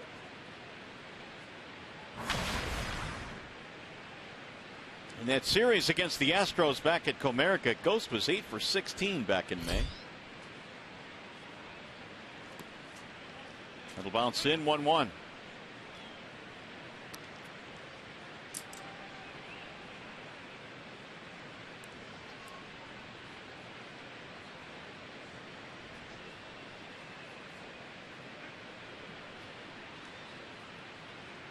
Tigers now have 4 hits on the board. The Astros have been limited to 2 against Simon. Bouncing ball over the head of the third baseman Lowry. Iglesias will get to third, but stop there, and the Tigers in business again. While we have a chance now, we check back in with John Keating. Well, you guys have talked about it a bit. James McCann and Dallas Keuchel were teammates at the University of Arkansas when Keuchel was a junior. McCann was a freshman. James described Keuchel as a clown, but what makes him special is that he's a guy who just will not give in, and it was Keuchel's dad who nicknamed McCann McCannon. Turns out that McCann was a defensive replacement late in a game in which Keuchel had pitched, threw out a base runner, and Keuchel's dad labeled him McCannon, and apparently it stuck from Fayetteville, Arkansas, all the way to Detroit. Mario, I thought that was your nickname for him, Mario. No, so now somebody else is claiming an earlier usage of it. Rod's backing me on this. I got Mario on this one, John. All right, Keith, thanks. We'll put the Bernstein folks on it. They'll get to the bottom of it. I've got their phone number. Thanks. Well, you wonder if Brand's thinking about maybe a squeeze here. Keuchel throws lots of ground balls. He's already thrown one double play here. Have got the right combination in Davis and Iglesias. Ball one outside to Rajai Davis. Keuchel, for the most part, has been around the plate all night long. Before that base hit by the left-hander goes, Keuchel was holding left-handers to a 135 batting average. Well, he found a high enough hop over the third baseman Lowry's head.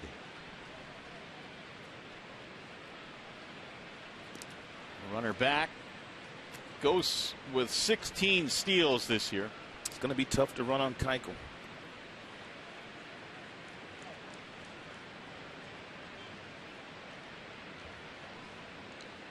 Davis 0 for 2, strikeout and a flyout. He got a big double play when he was in trouble in the fourth. Rajai tough double up. There goes the bat. Look out. Right into the camera well. I don't think anybody's really been able to make any kind of contact with that changeup today that Keuchel has been thrown.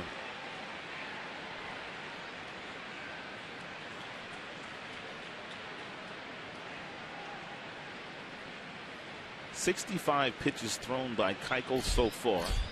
66% of those fastballs, 34% off speed.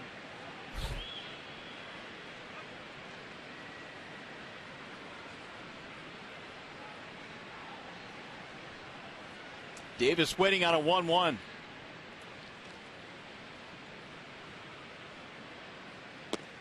Outside, 2 balls, 1 strike. One of the things that makes Keuchel so difficult to run on is he's one of the first left-handers that I noticed that started to use the slide step to pick over at first base. He used the slide step to go home, obviously, but also the same look when going over to first base. And because of that, very tough to get a good jump, good read on when you're standing over there.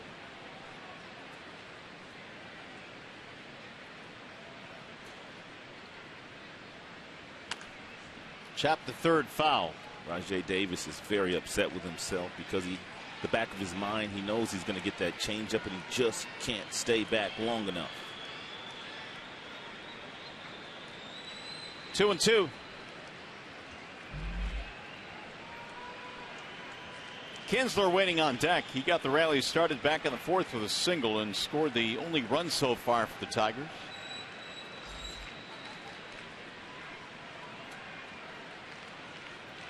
Iglesias dancing down the line at third base, trying to disrupt Keuchel. Pulled foul right by Iglesias.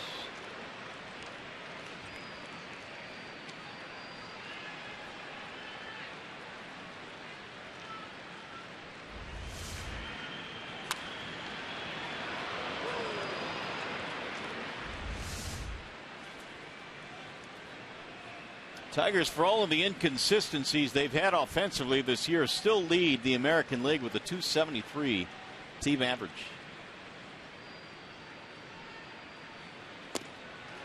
Just missed. That was a good pitch by Keuchel. Everything that's been away from Rajai, a lot of changeups, and he comes back in with a four-seam fastball or cutter that just missed off the plate at 91 miles an hour. So are we going to see a changeup away here? I'm not sure. Iglesias at third. That changeup has been a positive pitch for him all day long. Rolled foul right by Iglesias again. That was an off-speed pitch.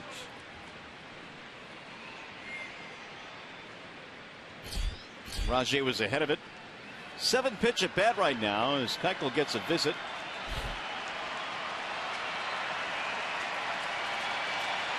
Crowd trying to help, along with Keuchel's corner down the left field line. A section devoted to Dallas Keuchel wearing the orange shirts and the Keuchel t-shirts. Swing and a miss. He struck him out. Davis is gone. A big strikeout for Keuchel. And that'll make it 2 outs here in the fifth. MLB at Fox Sports 1 returns this week with a doubleheader full of playoff implication. The Angels battle the Royals, followed by the Nationals taking on the Giants in a pivotal game for both teams' playoff chances. Coverage begins Saturday at 7 Eastern, only on Fox Sports 1, streaming live as well on Fox Sports Go. Well, with 2 outs, we'll see what Kinsler can do. He's 1 for 2.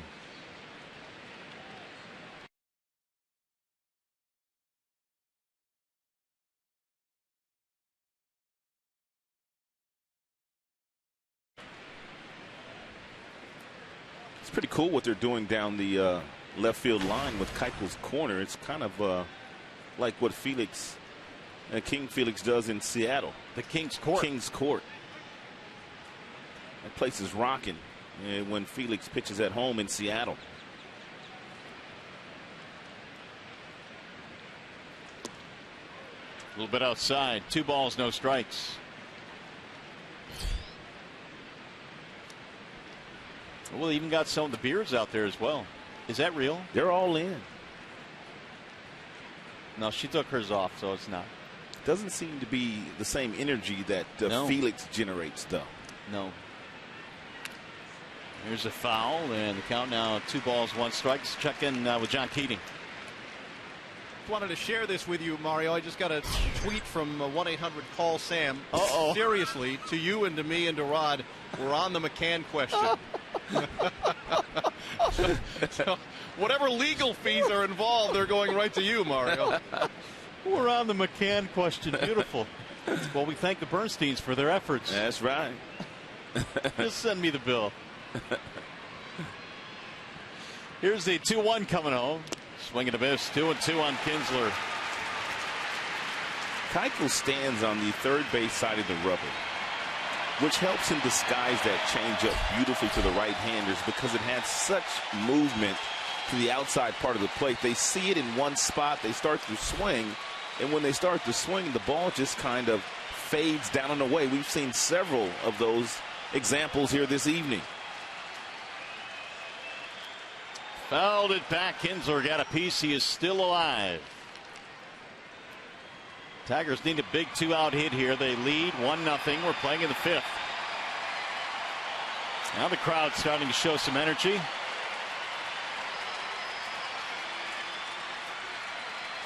Double by Iglesias, single by Ghost, leaving runners at first and third, but there are 2 outs now with Miggy on deck.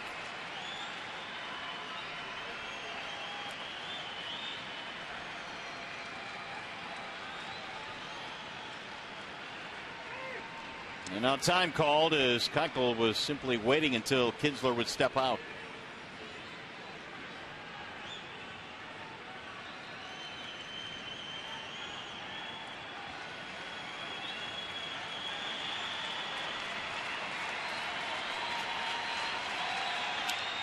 Little bouncing ball back to the mound. This will get Keuchel out of the jam. And that's it for the Tigers. No runs, 2 hits. 2 men left. Keuchel's corner, loving it. You're watching Tigers baseball on Fox Sports Detroit, presented by Bell Tire.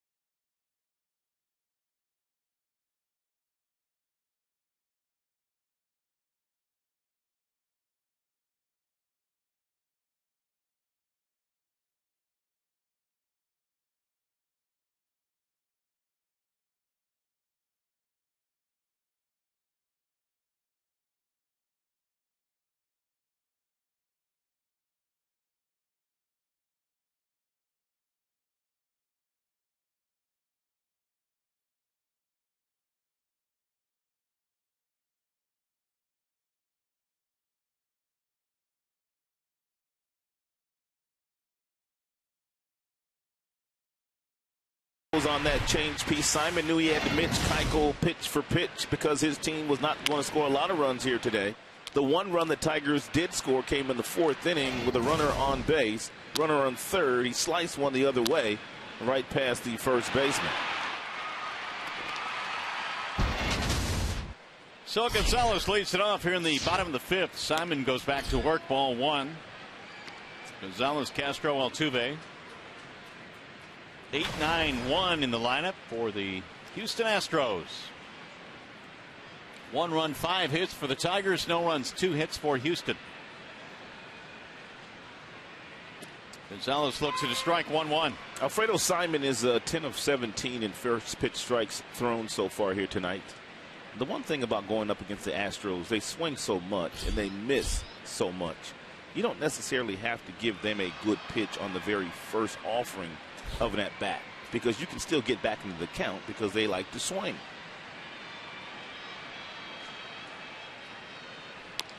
Outside, 2 balls, 1 strike. So against a team like the Astros, you're better off being effectively wild instead of just trying to overpower every last one of their hitters within the strike zone.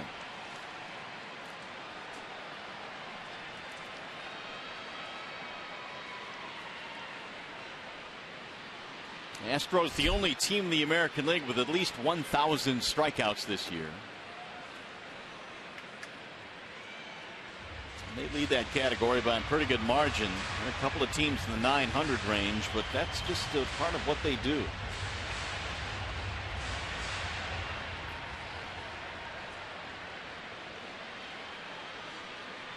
Gonzalez has 7 home runs. That's a career high. Simon ready with the 3-1. Ground ball, base hit, left field. Leadoff single for Gonzalez, who takes a very aggressive turn. Well, see the Tigers play the Rangers Thursday, August 20th at 7:08 p.m. and get 4 tickets, 4 hot dogs, 4 bags of chips, and 4 drinks, all for just $19 per person. The Tigers weekday value pack. Call 866-66-TIGER or visit tigers.com.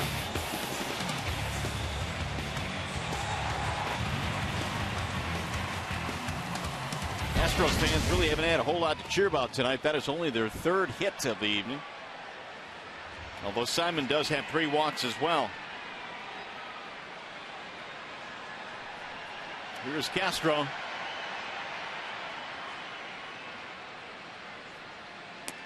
Ball 1 to Castro. He is only 3 for his last 24. I mentioned that Houston team had a long road trip and they really struggled on that trip. They are fortunate the Angels were struggling at the same time.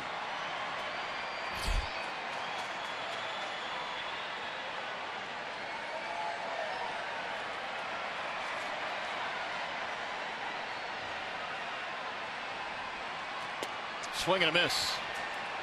In fact, the Astros hit just 201 on that last road trip. So they were lucky to get a couple of victories. A.J. Hinch played in parts of 7 major league seasons, including part of 2003 with the Tigers.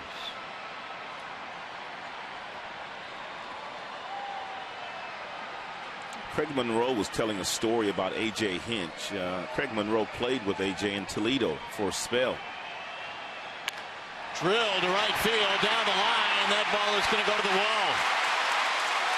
Gonzalez on his way to 3rd. They will stop him there. It's a double for Jason Castro. That thing was a rocket to right field. It's one of the few splitters that Simon has thrown up in the strike zone that have been barreled up. Pretty much all night he's been able to bury this pitch. But that one stays right over the heart of the plate and it's ripped down into the corner for a double.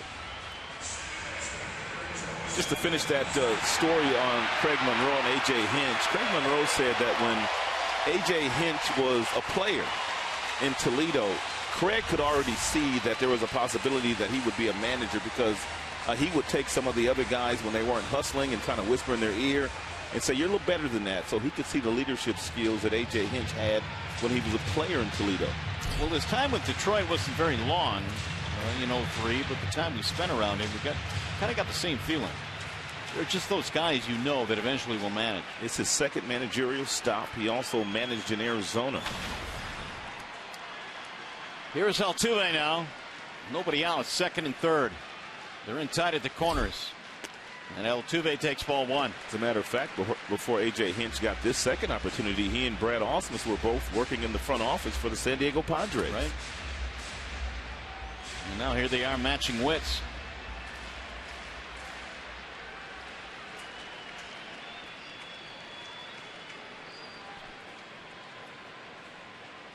One ball, no strikes on Altuve. A couple of singles and a stolen base in this game. Average over 300 now for Altuve. Strike call. 1-1.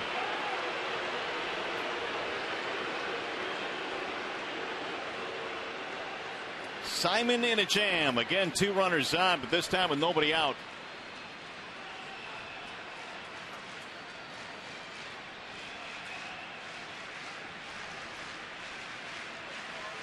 Pretty good, 338 with runners in scoring position this year for Altuve.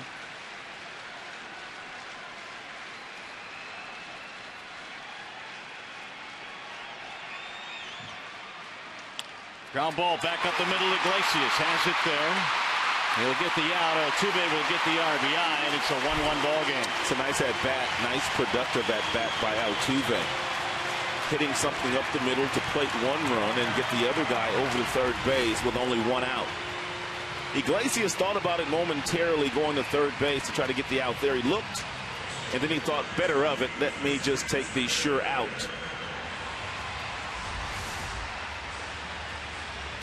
So the infield will come in now for the Tigers in a 1-1 ball game. Altuve gets his 49th RBI. And Preston Tucker will stand in, trying to drive in the go-ahead run. This will afford Simon the opportunity to pitch from the windup with a man at third. Tucker swings and misses 0-1.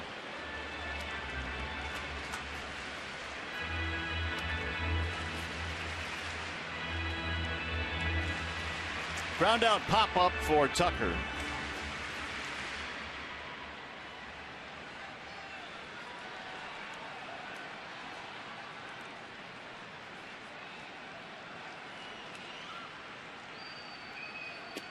High, ball one.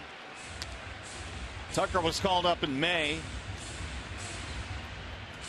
Only two other rookies have more home runs than Tucker. One is his teammate Carlos Correa. The other is Steven Souza Jr. with the Rays.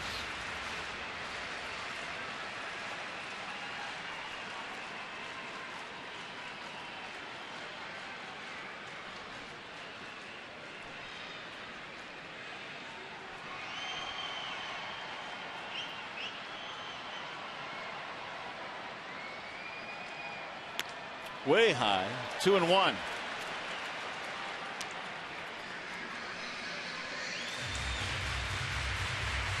Simon's pitch count now at 88 here in the fifth inning, so it's elevated, and a large reason for that. He's walked a few, he's fallen behind quite a few hitters.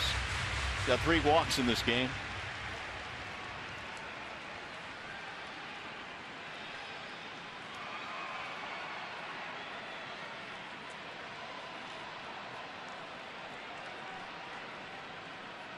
Here's the 2-1. Ground ball right side. Nice backhanded play by Kinsler to save the run. 2 gone.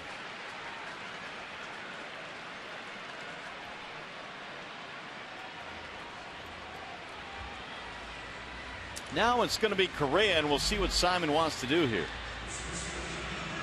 He has walked Correa twice. Both times with a man in scoring position.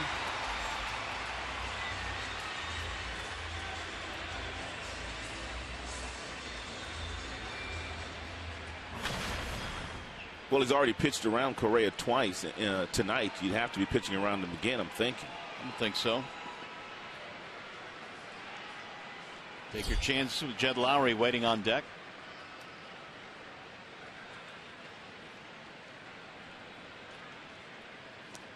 Ball 1. Did you happen to talk to anybody today about Correa? A few guys. The praise for this guy is, I mean, it's off the charts. I mean, it's unbelievable. I mean, everybody that I talked to today. I mean, you can read things, but when you start talking to the managers and the hitting coaches and, you know, Gary Pettis, the third base coach, and everybody was just glowing praise. And it looks like Simon wants nothing to do with Correa again. How about this? You're 20 years old and they're pitching around you in the big leagues.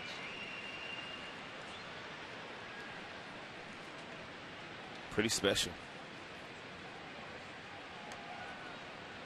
29 extra base hits. In Astros history, only Hunter Pence had more through 56 career games. Luis Gonzalez was on that list as well. Former Tiger, former Diamondback.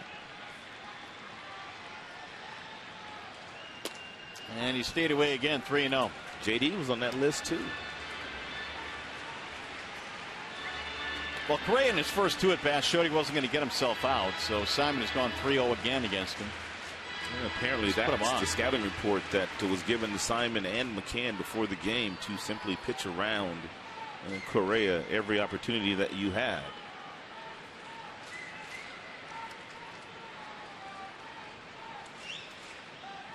Correa has not had a 3-walk game all season.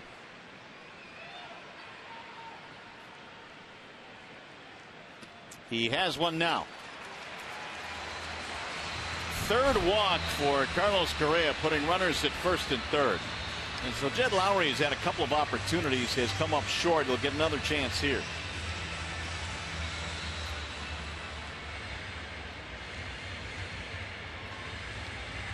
Now that'll be a signal for Jeff Jones to get on the bullpen phone. Somebody warming up. I don't necessarily think it's a bad thing. You just put this kid on. I mean, you got a runner at third, 2 outs. Especially the kind of year that he's already having. He's one of their more dangerous bats. Make Lowry beat you, and we'll see if he can. Fly ball and a ground out for Jed Lowry. Jed Lowry basically just started playing. Only 5 homers, 14 ribbies. He started the season on the disabled list, and he spent up until the All-Star break or after on the DL.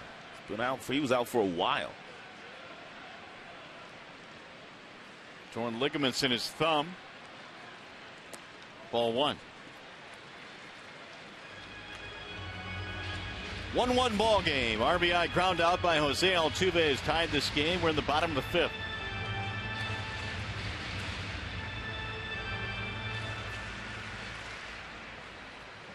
There is the activity. It looks like Albuquerque, the right-hander, Garcelani, the lefty.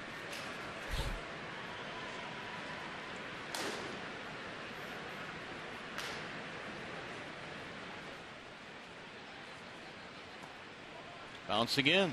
2 balls, no strikes on Lowry.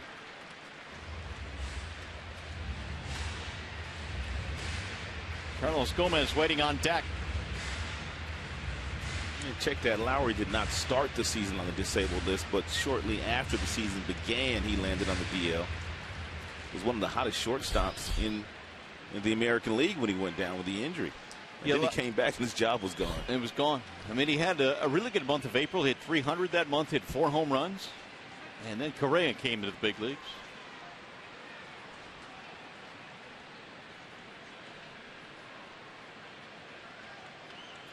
Here's the 2-0. Runner goes. And it's outside. Throw down to second. He's not in time. Stolen base.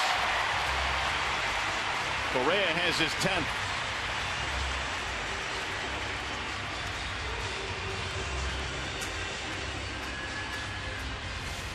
Correa had such a great jump. I didn't think McCann was going to throw the ball down to second base. It ended up being a fairly close play.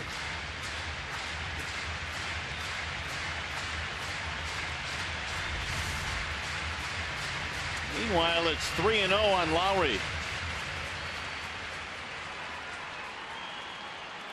Lowry has already swung at 1-3-0 pitch today, and he flied out to left. Doubt very seriously whether he'll do it again, but you never know.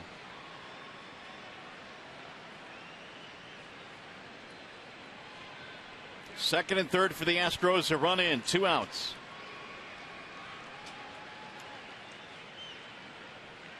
Lowry takes this time. Strike called. Alfredo Simon wasn't so sure that he was taking. Oh, right. Didn't throw him a fastball. Wasn't taking any chances. Right-hander on deck. I guess he wasn't all that concerned with walking Lowry.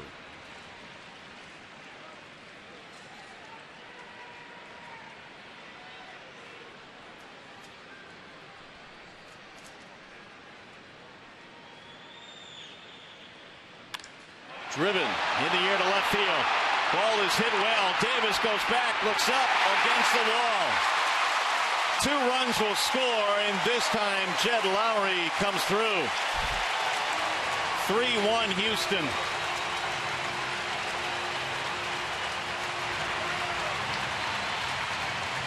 And I suppose you can only fall behind so many times. And you can only walk the batter before Lowry so many times before he turns in a really good plate appearance. That's a 3-1, 94 mile per hour fastball that was right down the middle. Hit off the 362 sign by Lowry the opposite way.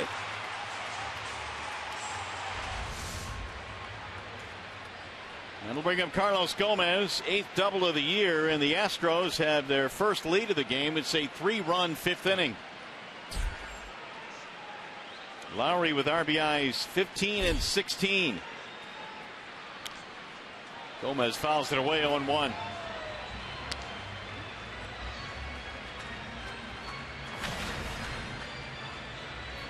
They've got some really talented players when you add in the athleticism of Gomez. We've talked about Correa, George Springer when he comes back, very athletic. Altuve, tremendous athlete.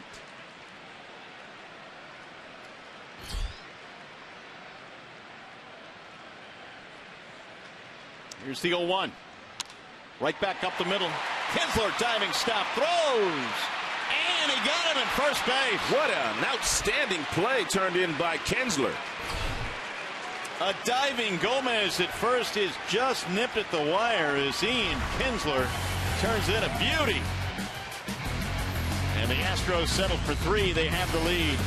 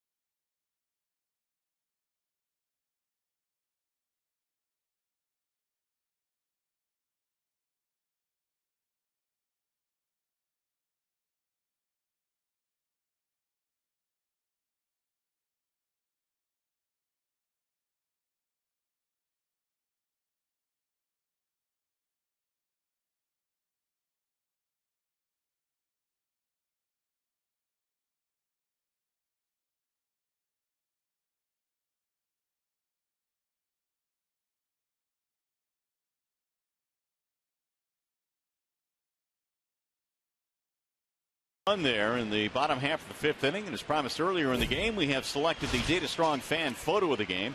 Tweet your strongest fan photo to hashtag Detroit Data Strong Fan. You'll have a chance to have it featured in an upcoming broadcast brought to you by T-Mobile. Well, the Tiger Bats got to go back to work now. They will have Cabrera, Martinez, the heart of the Tiger lineup, facing Dallas Keuchel, who was pitching with the lead for the first time. Keuchel has walked and struck out Cabrera. And Miggy looks at strike 1. Yeah, a little backdoor breaking ball there thrown to get ahead of Miguel Cabrera. Keuchel's been pretty good with his first pitch strike so far tonight.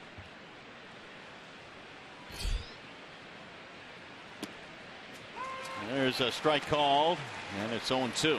He is 13 of 21 in that category, hitting the first pitch strikes.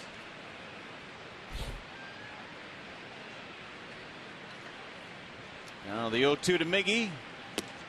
Ooh, it was close. Miggy has had 3 at-bats here tonight, and every single pitch and every single at-bat to Miggy has been away from him.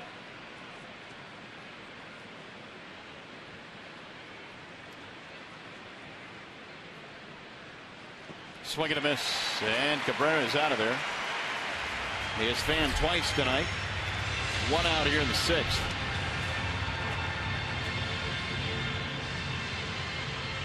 That's the Keuchel slider, and the slider sometimes is big enough that it acts almost like a curveball.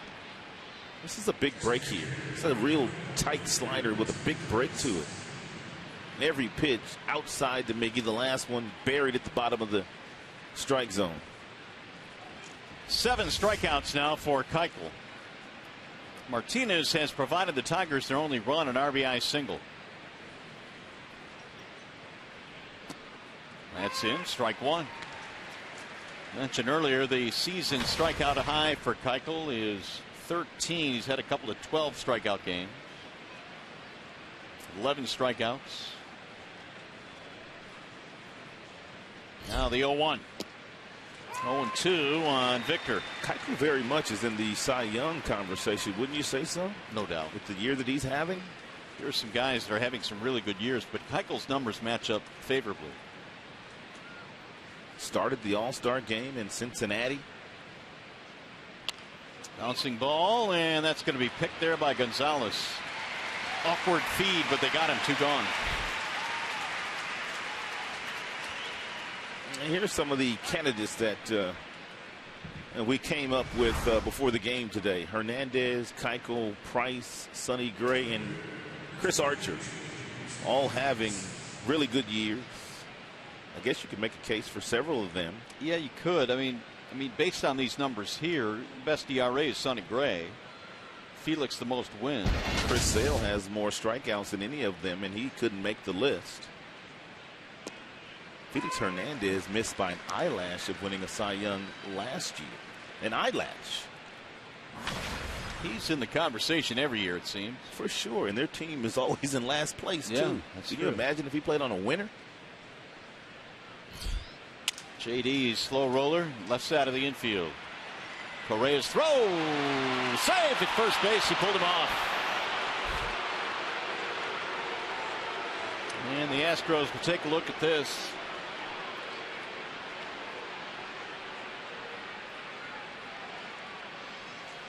Keuchel got the ground ball he wanted. This would be the 7th error of the season by the very talented shortstop. Yeah, he was off the bag. No challenge.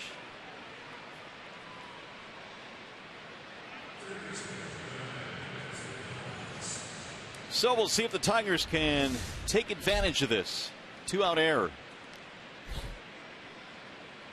Castellanos a single and a double play ball. They give up the entire right side of the infield pretty much for Castellanos. And ball 1 missing outside.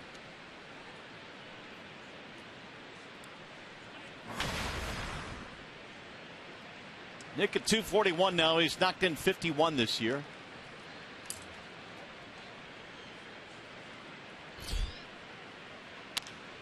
Fly ball right field. Coming to the corner. And it's going to be caught by Preston Tucker.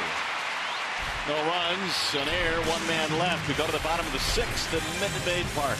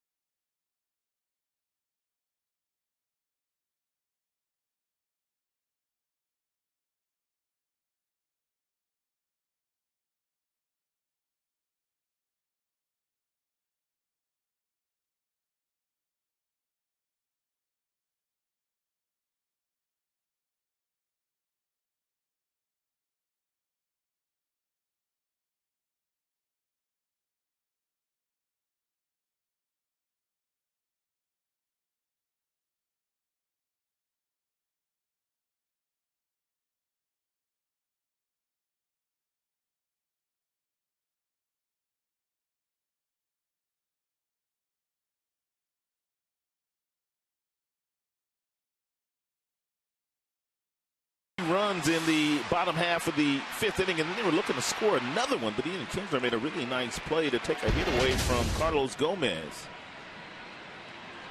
3-1, 3 runs, 5 hits for the Astros. 1 run, 5 hits for the Tigers. But Kinzler's play, well, we'll see how big it turns out to be. In the meantime, Evan Gattis will lead things off. It'll be Gattis, Valbuena, Gonzalez in the bottom of the 6th. And Gattis looks at a strike. That's a well-located fastball at 93 miles an hour on the black outside to Evan. It's pretty much where Simon has pitched him most of the night. He did walk him back in the 4th. After getting ahead 0-2. Here's the 0-1. Drilled toward right center field. That's looking like trouble. That ball is going to go to the wall. Is this another triple? No way.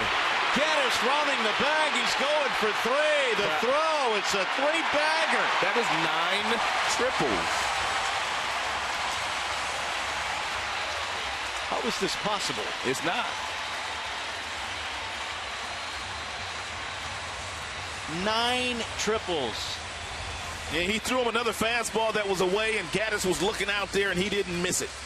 And once this ball split the gap, I mean, these are pretty big gaps. By the time J.D. Martinez was able to get over there and get it, Gattis was rounding second and heading for third.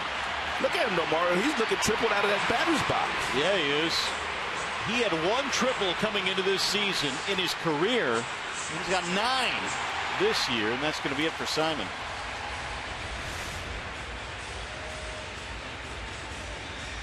Well, Simon will depart here. We've got ourselves a wall side windows pitching change. We'll be back to Houston.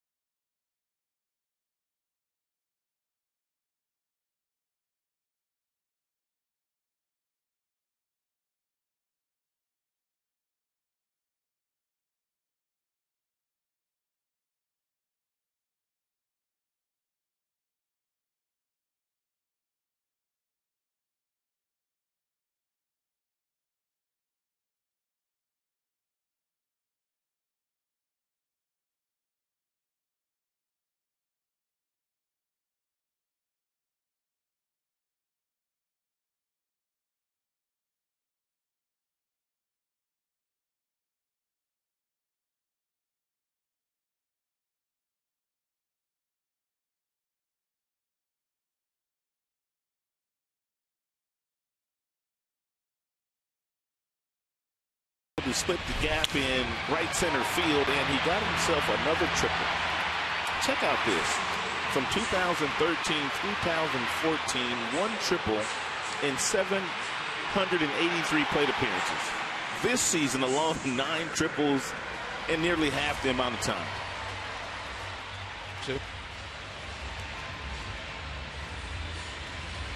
Gattis is out of the game, and they'll get a pinch runner. And also, here are the numbers on Gorzalani. And Gorzalani went down to the minor leagues and performed well down there. Now he finds himself back in the big leagues, trying to obviously pitch a whole lot better than he was able to pitch before he was sent out. Infield coming in. Chris Carter pinch hits, trying to drive this run in. A new arm slot for Gorzalani. He drops down to a lower 3/4 arm slot, trying to get more movement, trying to be more effective against left-handers. They played a pull on the infield. That is popped up down the right field line. They'll get back out of play. And Carter not hitting much for average this year, nor does he really ever hit much for average, but he's got a whole lot of power. Got a lot of sock in that bat. And he also strikes out quite a bit.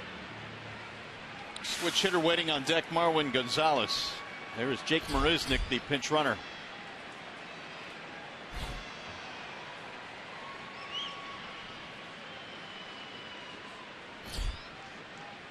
Here's the 1-1. 2 balls and 1 strike on Carter. Orsolani comes in place of Simon here in the 6th.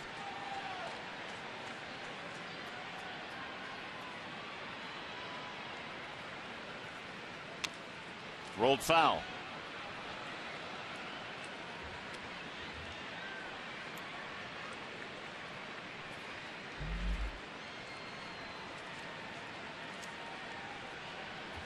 Tigers somehow, some way trying to strand this runner here. A leadoff triple by Gaddis with nobody out. Carter trying to drive him in. And he won't swing and a miss. Down he goes for the strikeout. That's a start. 1 out now. Time for a game break. Johnny Kane.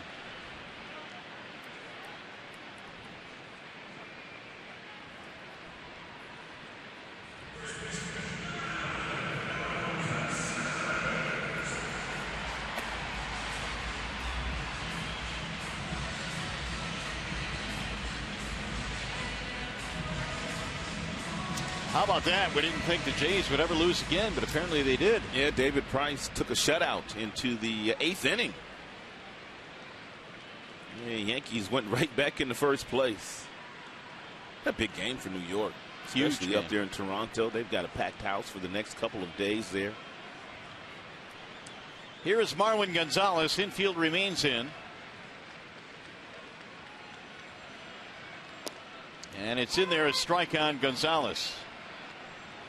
Single ground out in this game. He singled to get it started in the 5th and eventually scored a run.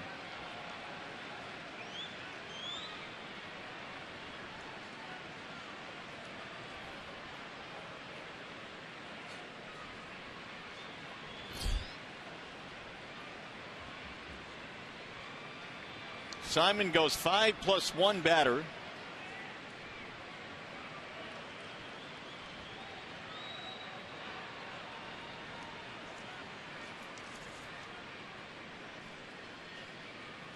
Here's the bunt down the first base line. It's going to stay fair. That'll get the run in. That was not a suicide squeeze. That was a safety squeeze. And once Gonzalez got the ball down on the ground, Marisnick, who was at third base, he simply took off. He doesn't go initially. Now the ball's down. Now Marisnick takes off.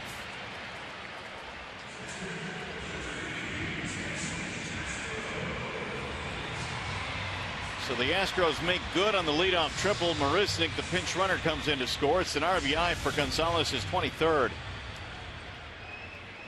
And it's now 4-1 in favor of Houston. Here's Castro, the number 9 hitter. With the entire left side of the infield open, he tried to bunt. There's one more look at the safety squeeze. Take a look at the base runner here at third base. That's Marisnick, and he waits until the ball gets down, not going anywhere. Now, once it's down, he's going to be able to score rather easily, which he was able to do. Perfectly placed bunt, too. I was going to say, that ball is bunted back to the pitcher. It's not likely that he'd be able to score that run.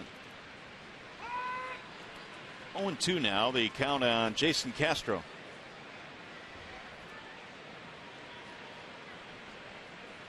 Astros have been a tough bunch at home this year. They don't play particularly well on the road, but at home, 38-18 coming into play tonight. Swing and a miss. Scorzolani takes care of Castro to end the inning, but the Astros get another run. 6 in the books. Now 4-1 Houston.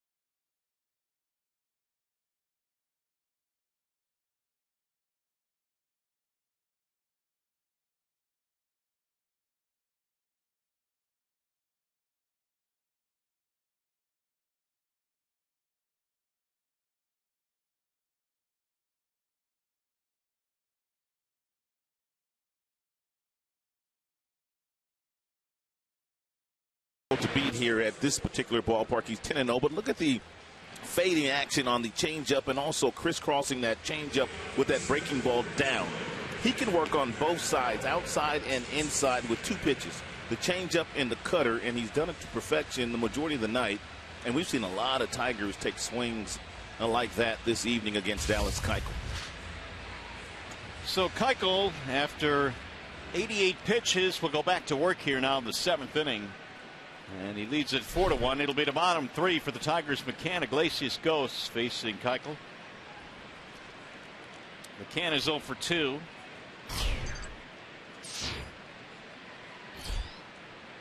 Line out, strikeout.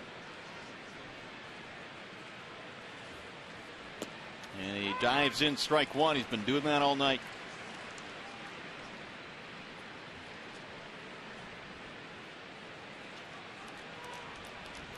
Former teammates at Arkansas, McCann and Keuchel. McCann a freshman, Keuchel a junior.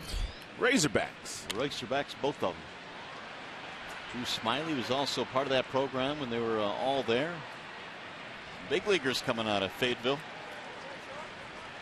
Here the changes. Tucker moves to left. Marisnik will stay in the game and play right.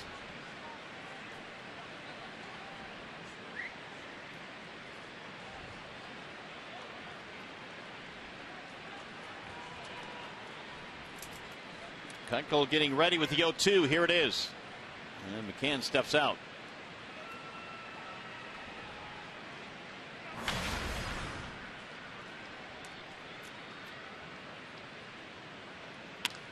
Pulled into left field. Base hit. So McCann gets an 0-2 pitch he can handle. Leadoff single.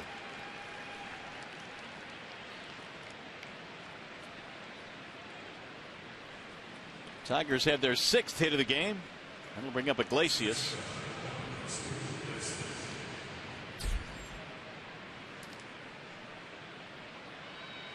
Iggy with a double and a lineout. Both times the ball has been hit to the right side. And he cued his double inside the bag at first base back in the 5th inning.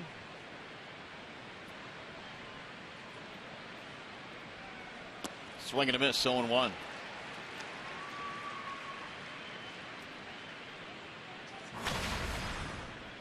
Keuchel coming into this game the first pitcher in club history to win his first 10 home decisions this year. 10-0 here at Minute Maid Park.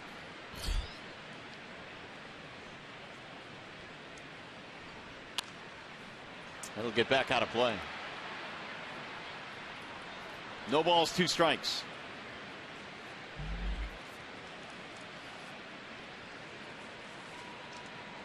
Tomorrow Verlander goes for the Tigers. Colin McHugh will go for the Astros. A 13-game winner, McHugh. Who is he? He's the guy that's won 13 games. That's what I know.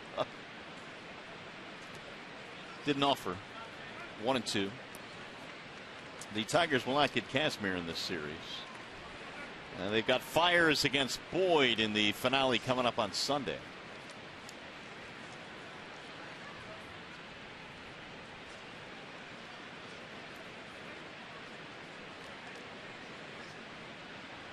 One and 2 on Iglesias. Popped him up. Middle of the infield. It'll be Castro. And Iglesias is out 1 away. Now Anthony Gose.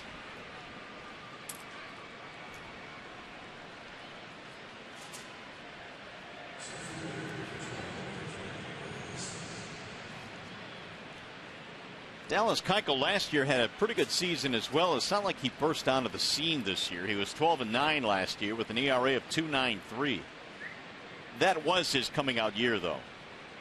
He had not had a whole lot of success prior to last season. Yeah, he really figured some things out last year because, as you mentioned, prior to that, I believe a few years ago the ERA was over 5. Then it inched its way to 4. Down to 2.93 last year. And this season 2.40. Steady improvement for Keuchel. Ghost 1 for 2 with a single. And he looks at a ball low.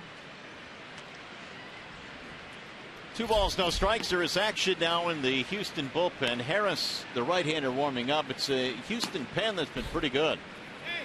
It's one that a lot of people really don't talk about. We talk about the Yankee bullpen a lot. We always talk about the Kansas City Royals bullpen. But this Houston bullpen is right up there with those two as far as some of their numbers are concerned. Well, their opponent's average is only .203, and that's the best in the American League. ERA second best. Now the 2-1. 2-2 on Ghosts. Yeah, they don't boast the same kind of arms that Kansas City does. About 5 guys coming out of that Kansas City bullpen with 95 and above fastballs. Of course, New York has Miller and Betances. They have some guys here that throw a lot of strikes, a lot of two-seamers, keep the ball down, not necessarily all that overpowering. Check swing roller toward third base. They're going to go to second and get the force there. Nice play by Lowry. And there are 2 gone now. They follow the Tigers all season in 2015 with MLB.com at Bat, the #1 app for live baseball. At Bat is up to the moment, at any moment, with in-game highlights, live look-ins, replay reviews, radio broadcasts, StatCast, and more. Get MLB.com at Bat on your smartphone or tablet. 100 now for Keuchel. Here's Rajai Davis. 0-1 to Rajai. 0 for 3 for Davis. Couple of strikeouts tonight against Keuchel.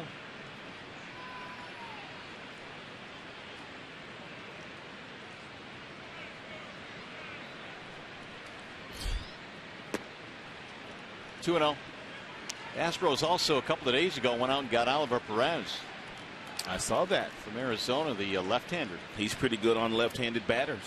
And no doubt that's why they picked up Oliver. They now have Tony Sipp out in that bullpen with Oliver. A couple of left-handers.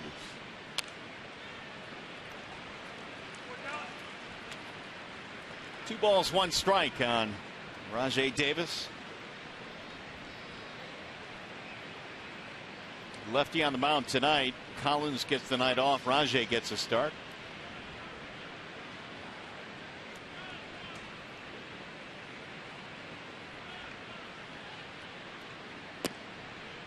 Strike called, and it's 2-2 on Davis. Yeah, biggest opportunity of the night so far for the Tigers came back in the 4th, where they had runners on first and third. Victor drove in a run. Then a next hitter hit into a double play. Swing and a miss, struck him out. Davis is gone. So are the Tigers here in the 7th. Tigers rolling now.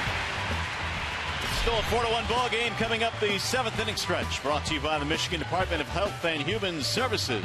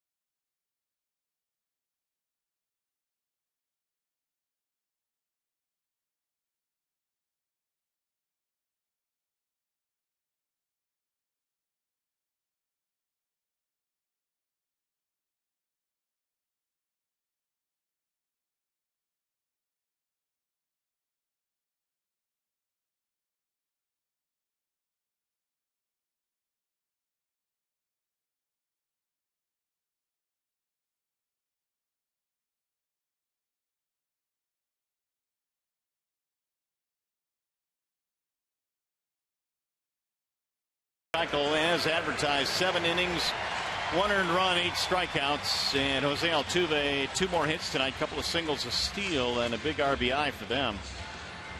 Tigers led 1-0, but they've fallen behind 4-1 now.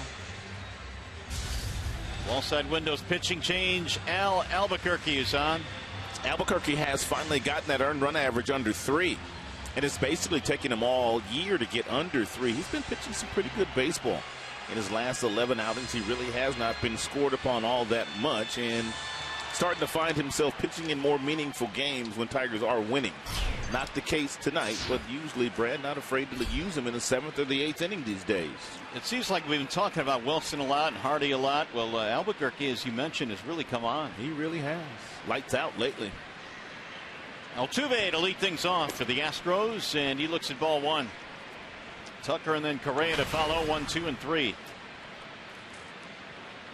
Altuve now at 301 with his 2 hits tonight. RBI and a steal as well. Ball too high.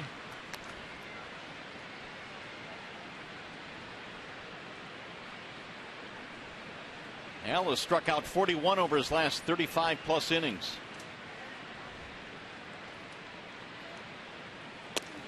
There's a strike on the outer edge, 2-1. A well located fastball at 92 miles an hour.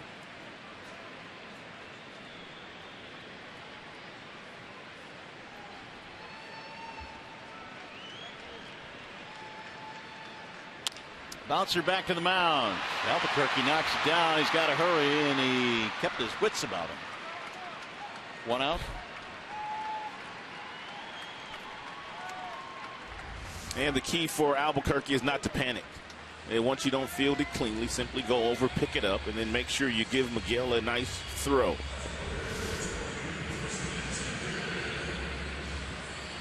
That'll bring up Preston Tucker. Each ball club with 6 hits tonight. The Astros, though, lead 4-1.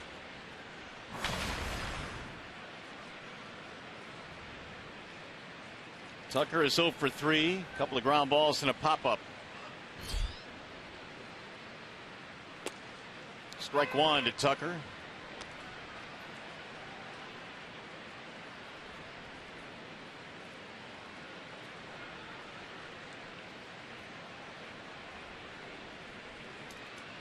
Tucker now 4 for his last 24 at bats.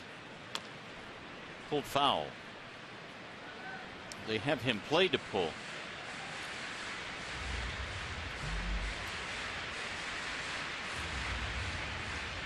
First of 3 this weekend. Tigers have another off day coming up on Monday. Then the Cubs Tuesday and Wednesday on the road at Wrigley.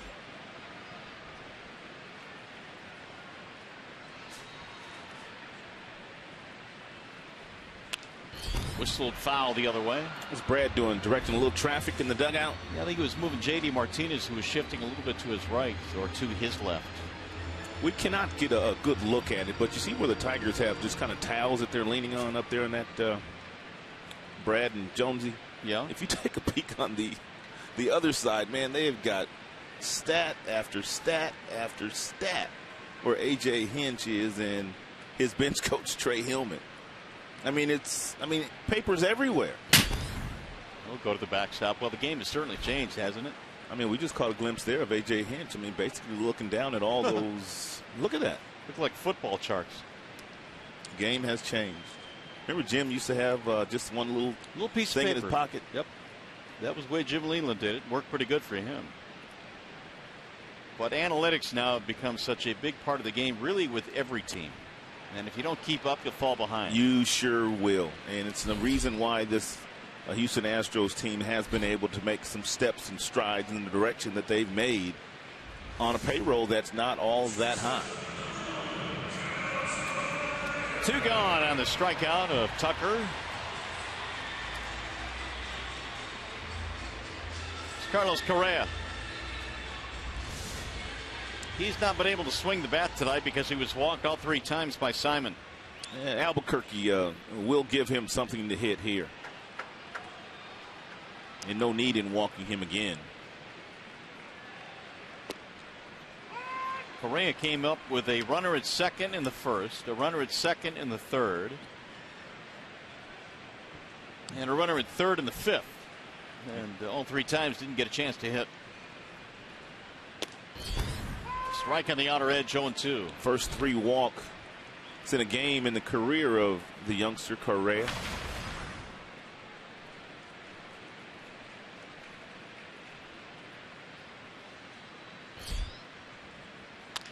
Little chopper to the shortstop. Iglesias charging.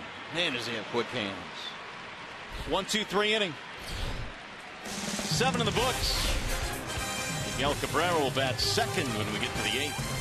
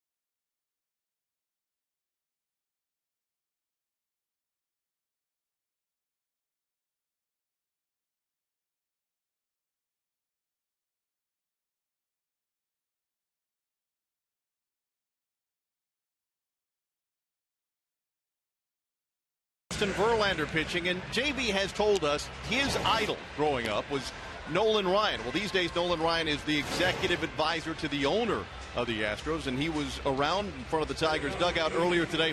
I interviewed him, and we'll have that for you tomorrow on the Tigers Live pregame show. And one of the things that we talked about was Ryan making adjustments as he got deeper into his career, and that's obviously a challenge for JB as well. Though Mario and Rado, we don't expect that JB is going to be pitching until he's 46 years old, like brother Ryan did. No, probably not, Keats. And when you say later in his career, I mean, he pitched for 27 years. When exactly was that? Like at year 20? And that's one thing about Nolan. That's one thing about Nolan Ryan is he really never lost velocity. Right. I mean, he kept that velocity through up for a couple of decades. 9 of his seasons here with the Astros. 27 years pitching in the major league. Well, we've got a new pitcher now. Keuchel is out of the game. Pat Neshek will come in. And Neshek's had a really good year. Tigers fans, they got to look at Neshek a few years back when he was pitching out of the bullpen for the Minnesota Twins.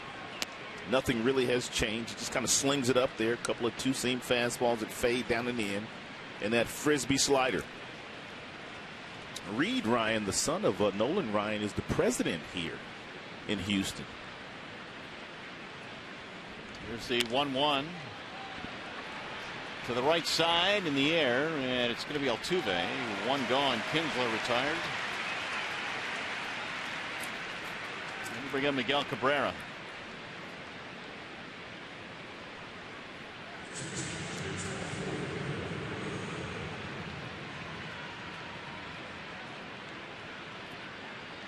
Neshek this year has allowed just one of his 20 inherited runners to score. Just one. That's it.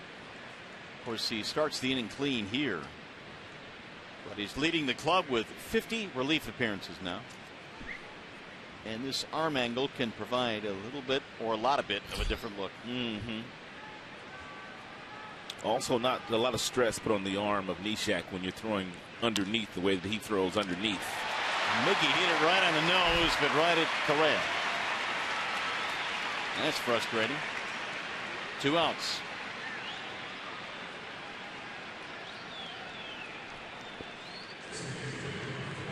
Now Victor Martinez. And best swing of the night turned in by Miguel, making his first start since going on the disabled list July 3rd.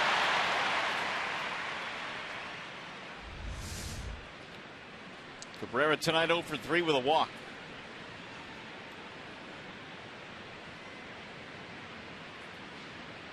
Here's Martinez. Victor looks at a strike. RBI single for Martinez against Keuchel back in the 4th. The only run that Keuchel allowed tonight before departing.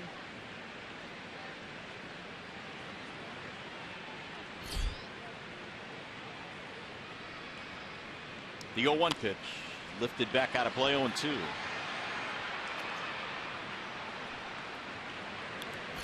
More action in the Detroit bullpen. Alex Wilson warming up.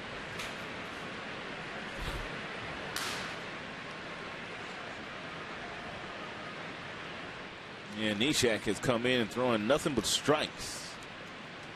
6 total pitches, 5 strikes.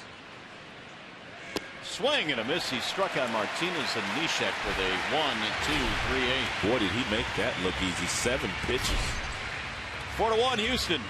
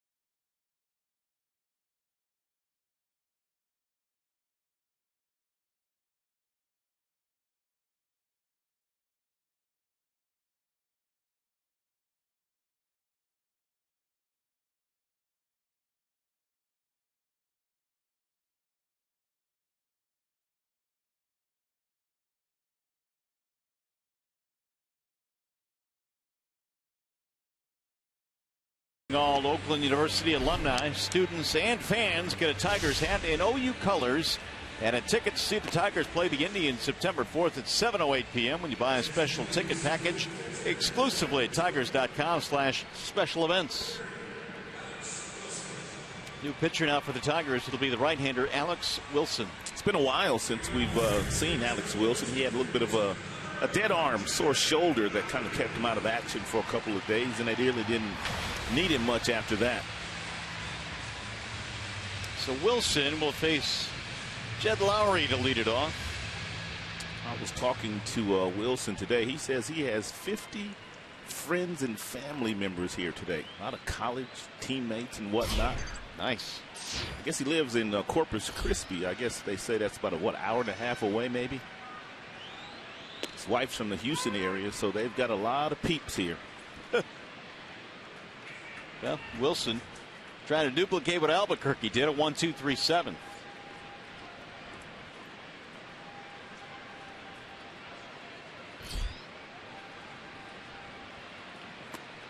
That'll miss low and in. George Sipple of the Free Press did a nice article recently on Wilson talking about how when Alex retires from baseball, he's going to have himself all set up because he has established with a couple of his buddies a real estate investment company, which is doing pretty well. It's always nice. Life after baseball. He's not going to be one of those players that once baseball is done, trying to find something to do. Wilson has that planned that far ahead. That's a tough transition for a lot of guys, man, because you leave the game at a lot of times at what, 33, 34, which is still very young. I mean, then what are you going to do with the rest of your life? Way inside. And the count now will go 2-2. It is a very difficult transition for a lot of athletes. Lowry had a big hit, a 2-run double off of Alfredo Simon in the 5th inning. That made it 3-1. The Astros got their first lead on that double. And that came after the walk of Correa. Fouled away.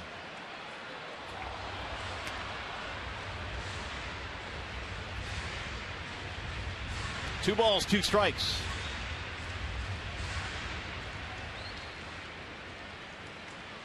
Wilson certainly has seen his share of playing time this year. The Tigers have leaned on him heavily. And he was closing some games until the shoulder fatigue kind of gave Rondon an opportunity. And Bruce has now taken that bull by the horns.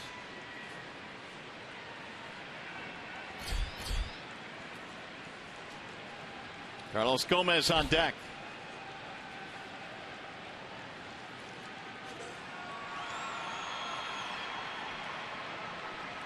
Three-two pitch. Drilled toward left center field. Davis on the move. And Rajay will get there. One gone. Almost the same spot that Lowry hit his double. It almost looks like that's the approach of Lowry, trying to drive that ball the other way.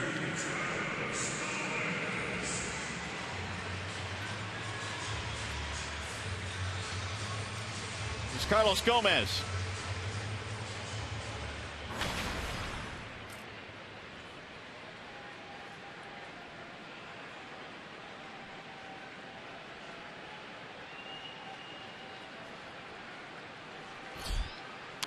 Gomez grounds it foul.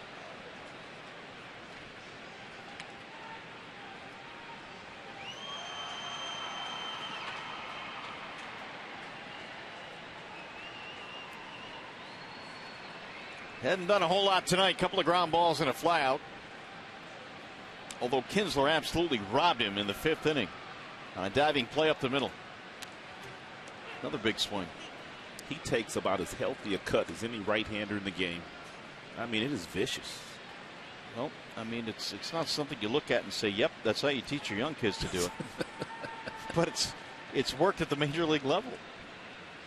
And really, it was Milwaukee that kind of let him start to swing like this in his career. Kind of took off because Minnesota and also the Mets, his prior two teams, they always tried to make him an on-base percentage guy. They wanted him to walk. They wanted him to cut down his swing and cut down his strikeouts, and that just wasn't his style. And then when he got to Milwaukee, they said, let it go. And he did.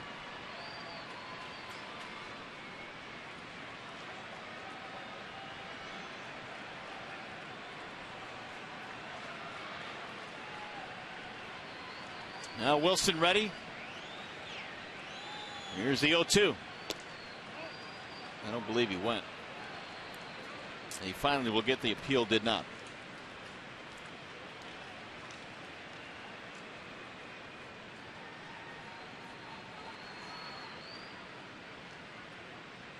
Gomez last year hit .284 with Milwaukee.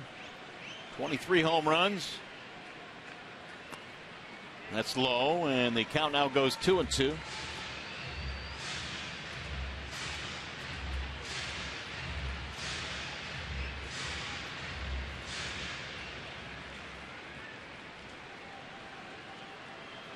Four to 1, the Astros lead. We're in the bottom of the 8th. One out, nobody on. Gomez swings and misses, and he is out of there. He will deal with an 0-for-4 night tonight. And he snapped the bat. Yeah, it took him a couple to do it, but he did it. It's got to hurt.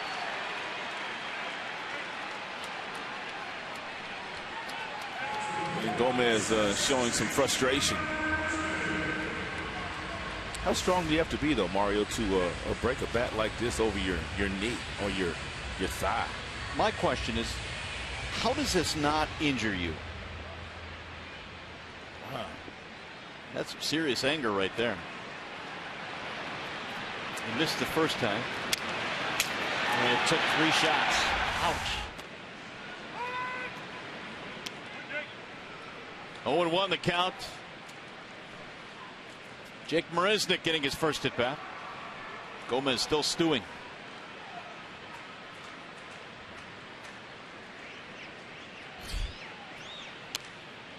At times, Rod, and you could probably speak to this, I'm not sure there's a more frustrating game than baseball can be. It's tough, man. It is a humbling game. It is a game of failure. Even for guys that have had so much success at this level, I mean, you go through stretches where the game just catches up to you. I mean, if you play 10 years and you're successful as a hitter 3 out of every 10 times you go to the plate, and you put up some numbers, you got a pretty good chance of going to the Hall of Fame. Right. And that's failing 7 out of 10 times as a hitter. Such a humbling game. It's a hard game to play.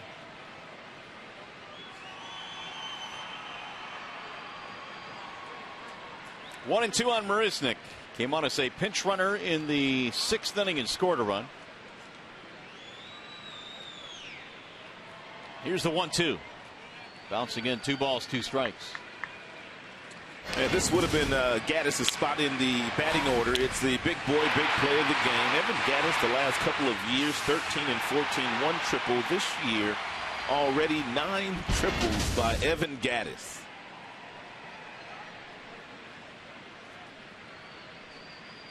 The 2-2. Check swing roller. Going to be a tough play for Castellanos. The bare hand, not in time. And Marisnick has an infield single to keep it going for the Astros.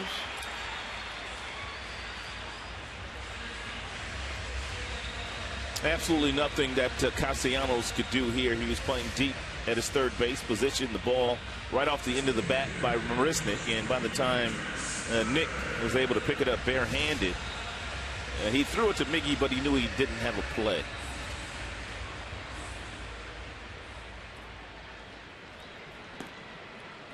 More action in the Houston bullpen. Chad Qualls, the right-hander, tuning up. Wilson trying to keep this a 4-1 game. Second at bat for Chris Carter, who came on as a pinch hitter with the runner at third, nobody out in the 6th, and he struck out. Got 17 homers, but an average sub 200.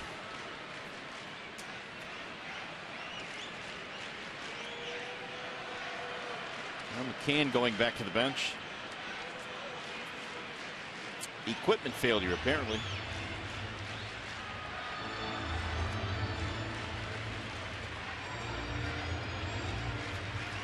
Gene Lamont checking it out.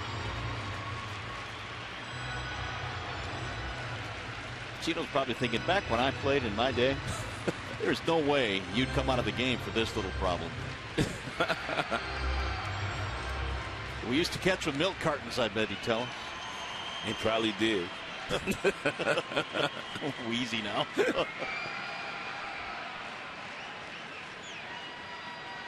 Carter came into this game 3rd in the American League in strikeouts. I believe Gene Lamont was the first player drafted by the Tigers. 65, number 1 draft choice. He was the number 1 pick. Yeah. Gino's been in the game a long time. Every level.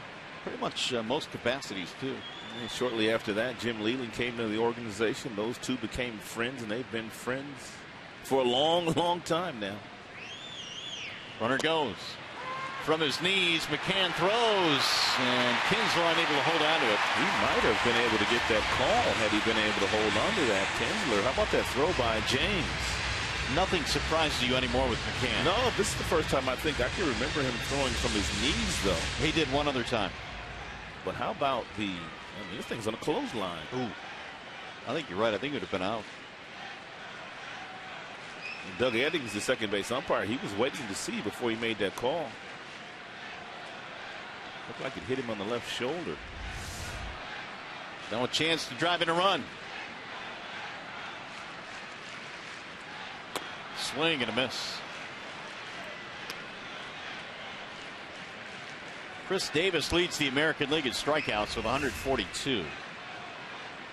That's where you want to pitch to Carter. You want to stay down, and that's exactly where Wilson has been on the first 3 pitches of this pitch sequence. Ground ball, third base side. Castellanos can't get it. That'll score a run. Into the corner it goes, and Carter is on his way to second with an RBI double.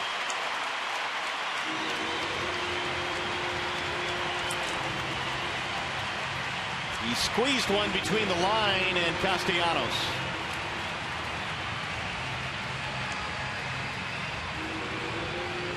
And Wilson threw another ball that was down at the bottom of the strike zone, but Carter able to get out and around it and hook it down that third baseline.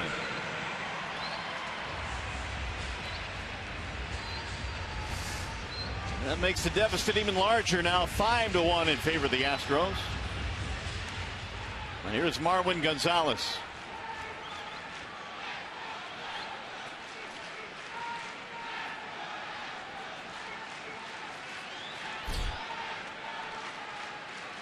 He bunted in a run on a delayed squeeze, or a safety squeeze, I should say, back in the 6th. He also has a single and a run scored. That almost hit him.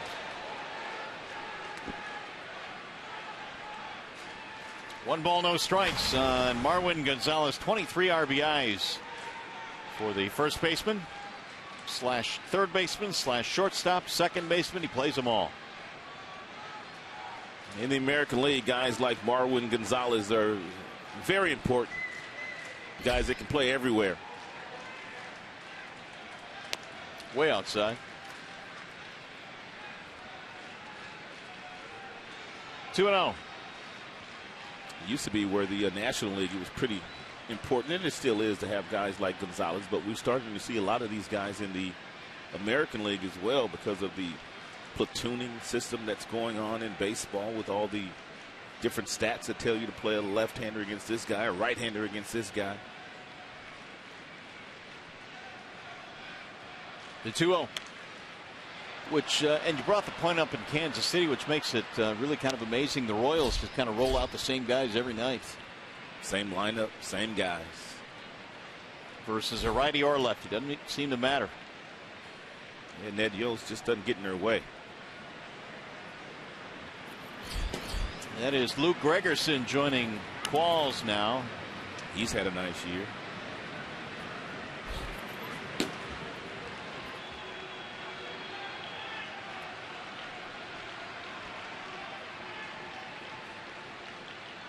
Swing and a miss. 2-2. Should Gonzalez reach? Castro waiting on deck.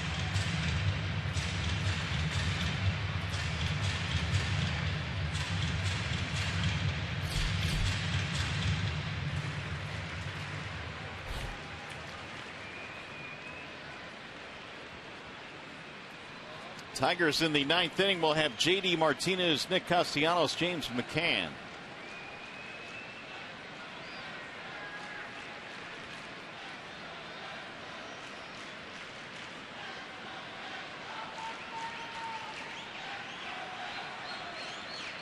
Now the 2-2 popped up third base side. Castellanos will run out of room back into the seats on top of the dugout, actually.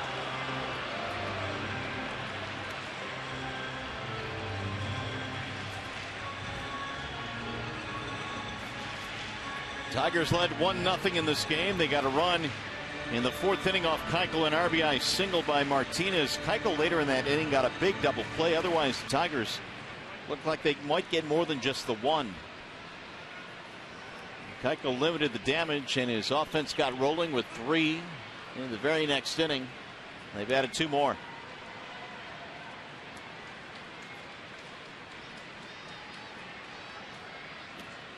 Low in the dirt, and now 3-2 on Gonzalez.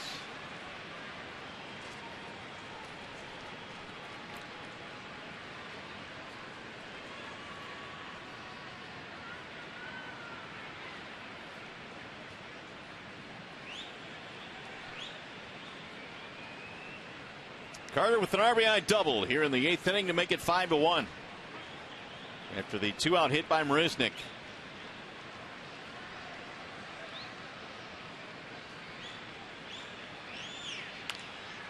That's in the air. Shallow left field. Here comes Davis. Rajay hauls it in to retire the side. They get another run as we go to the 9th.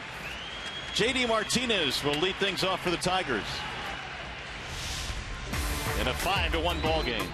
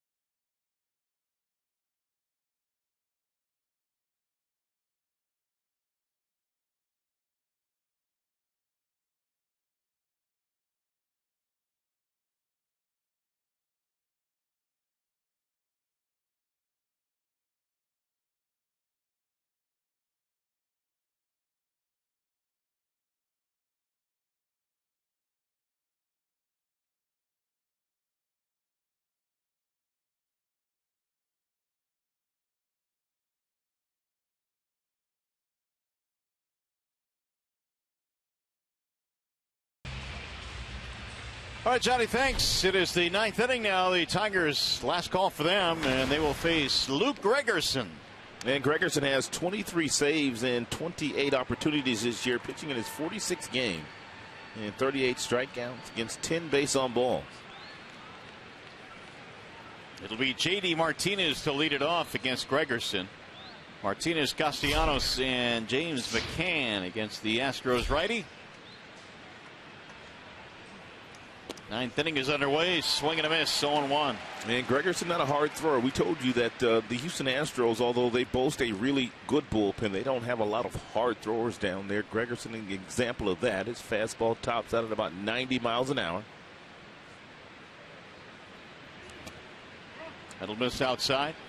And his slider has been a good pitch for him as well this year. The league hitting only .214 against Gregerson when he throws a slider. He is 23 of 28 in save opportunities. Checked it, and he went. So says Bill Miller. 1-2.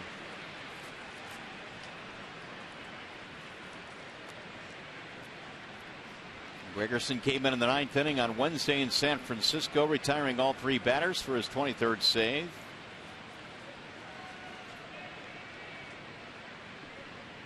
Here's the 1-2 pitch. Swing and a miss. J.D. is out of there, 1 gone. There's that slide piece. Menards brings you the big money encounter. We told you the Tigers squandered a couple of opportunities against Keuchel. They scored 1 run in the 4th, and then he was able to get out of that jam, getting a double play ball. Then in the 5th inning, he got Rajai Davis to swing and miss with runners on 1st and 3rd. And then Kinsler hit a roller back to the pitcher. That was pretty much the extent of any of the rallies the Tigers had today against Dallas Keuchel. Castellanos looks at ball 1. Sinker slider for the most part from Gregerson. He has held right-handed hitters to just a .218 batting average. He'll sling one in there for a strike, 1-1. And he stands on the first base side of the rubber barely with his toe. And really has good movement back toward the inside corner of the plate, down and in the right-handers. He gets a lot of movement on the 2-seamer. Swing and a miss. 1-2 on Nick.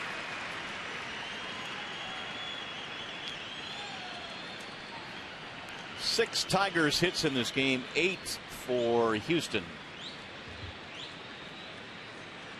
They play to pull on the infield.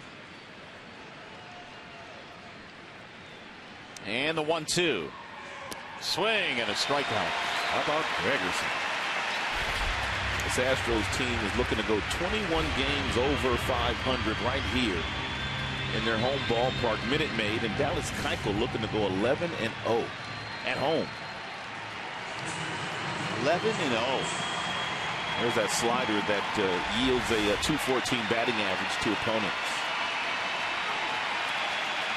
Now the crowd coming to its feet as McCann strolls in with 2 outs. James 1 out of 3 tonight. Singled in the 7th.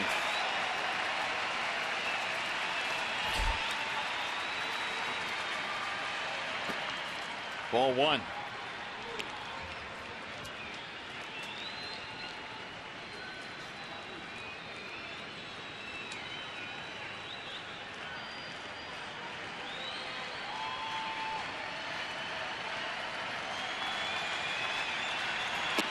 Swing and a miss.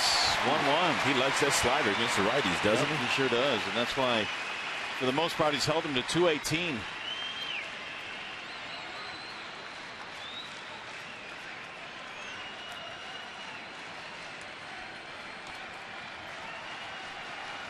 Here's the 1-1 offering.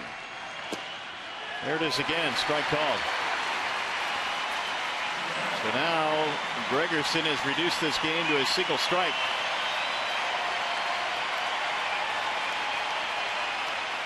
Keuchel's corner on its feet.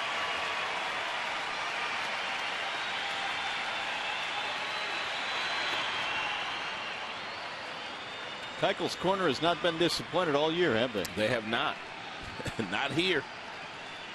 They've gone home happy every time the Keuchel pitches in this ballpark.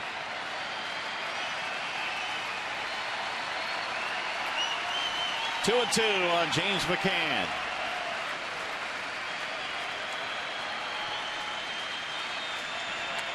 Just got a piece of it. McCann stays alive.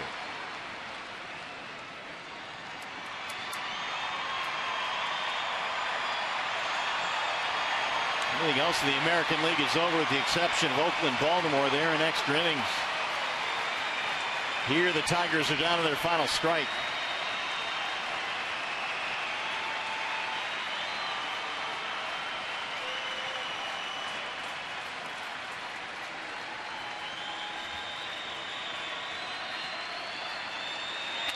Ground ball to short. Correa on the backhand. In time for the out, and Houston wins game one in the series. Tigers go 1-2-3. 5-1 your final score. Back with more from Houston.